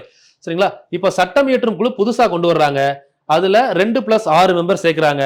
அதுக்குள்ள சென்னை, பம்பாய், கல்கத்தா மற்றும் ஆக்ரா இங்க இருக்கக்கூடிய ஆட்களை ஃபுல்லா மெம்பரா அப்பாயிண்ட் பண்றாங்க. சரிங்களா? அடுத்த முதலாக பிராந்திய பிரதிநிதித்துவம் இதான் சொல்றாங்க.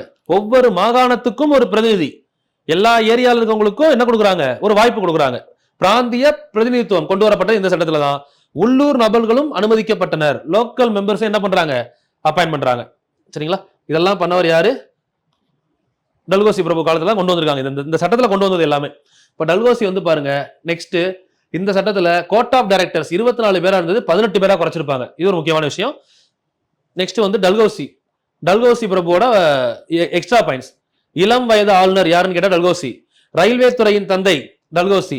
தென் ரயில் பாதைகளின் தந்தை டல்கோசி. அஞ்சல் துறையை கொண்டு வந்தவர் யாரு, டல்கோசி. தொழில்நுட்ப கல்வித்துறையின் தந்தை யாருன்னு, இன்ஃபர்மேஷன் டெக்னாலஜி சொல்றோம்ல, ஐஐடியை கொண்டு வந்தவர் யாருன்னு பாத்தீங்கன்னா தொழில்நுட்ப கல்லூரி. ஃபர்ஸ்ட் இன்ட்ரோடியூஸ் பண்ணவர் யார் அப்படின்னா இவர் தான், டல்கோசி தான். அதுக்கப்புறம் பொதுப்பணித்துறையின் தந்தை, பிடபிள்யூடி, பப்ளிக் ஹவுஸ் டிபார்ட்மெண்ட், பொதுப்பணித்துறையின் தந்தை, ப்ரீவியஸ் இயர் கொஸ்டின்மா. பொதுப்பணித்துறையின் தந்தை அழைக்கப்படுவர் யார் அப்படிங்கிறாங்க, டல்கோசி. பொதுப்பணித்துறை கேட்டிருக்காங்க, ரயில்வே துறை கேட்டிருக்காங்க, அஞ்சல் துறை கேட்டிருக்காங்க ப்ரீவியஸ்ல. நவீன இந்தியாவை கட்டமைத்த ஆங்கிலேயர் யாருன்னு கேட்டாங்கன்னா அதுவும் டல்கோசி, பார்த்தோம் இப்பதான். தென் இந்தியாவில் பொறியியல் துறைக்கு, இன்ஜினியரிங் டிபார்ட்மெண்ட்டுக்கு அடித்தளமிட்டவரே இவர் தான். ரயில்வே கொண்டு வந்திருக்காரு, ஐஐடி கொண்டு வந்திருக்காரு, இவர் தான் பொறியியல் துறைக்கு அடித்தளமிட்டவரே.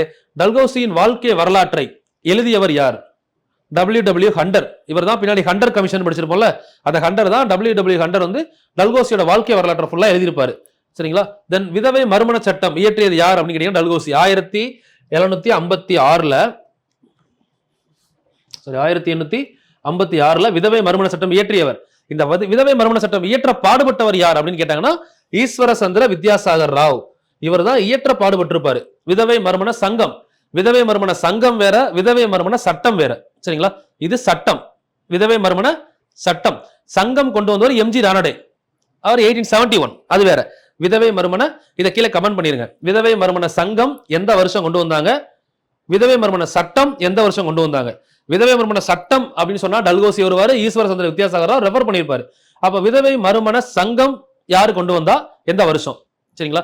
அதே மாதிரி சதி ஒழிப்பு யாரு கொண்டு வந்தாங்க, எந்த வருஷம், யாரால் கொண்டு வர, யாரு ரெஃபர் பண்ணது.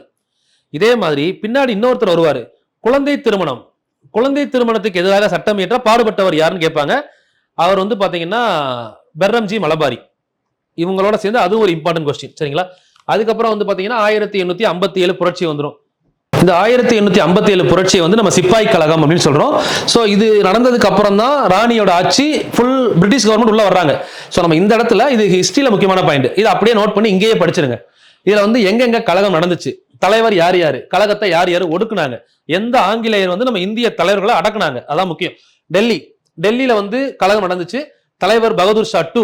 சரிங்களா? இவரை நாடு கடத்திடுவாங்க ரங்கூனுக்கு. இவரை யார் கண்ட்ரோல் பண்ணாங்கன்னு பாத்தீங்கன்னா ஜான் நிக்கல்சன். லக்னோ கழகம் நடந்த இடம், பேகம் ஹசரத் மஹால் அவங்க தலைமையில் நடந்திருக்கும். அதை ஒடுக்குனது யார் அப்படின்னா ஹென்ரி லாரன்ஸ். தென் கான்பூர்ல நடந்த incident, Nana Sahib sir Colin Campbell அப்படிங்கிறவர் ஒதுக்கியிருப்பாரு. அதே மாதிரி ஜான்சி குவாலியர், ஜான்சி ராணி லட்சுமிபாய், பின்னாடி தாந்தியா தோப்பு வந்திருப்பாங்க குவாலியர். ஜெனரல் ஹக்ரோஸ் அதை ஒடுக்குனவர். தென் பிரெய்லில Khan Bahadur Khan, sir Colin Campbell, இவர் இங்கேயே வந்திருப்பாரு காலின் கேம்பல். சரிங்களா? அதுக்கப்புறம் வந்து பாத்தீங்கன்னா பீகார்ல கன்வர் சிங் ஒடுக்குனவர் வில்லியம் டைலர்.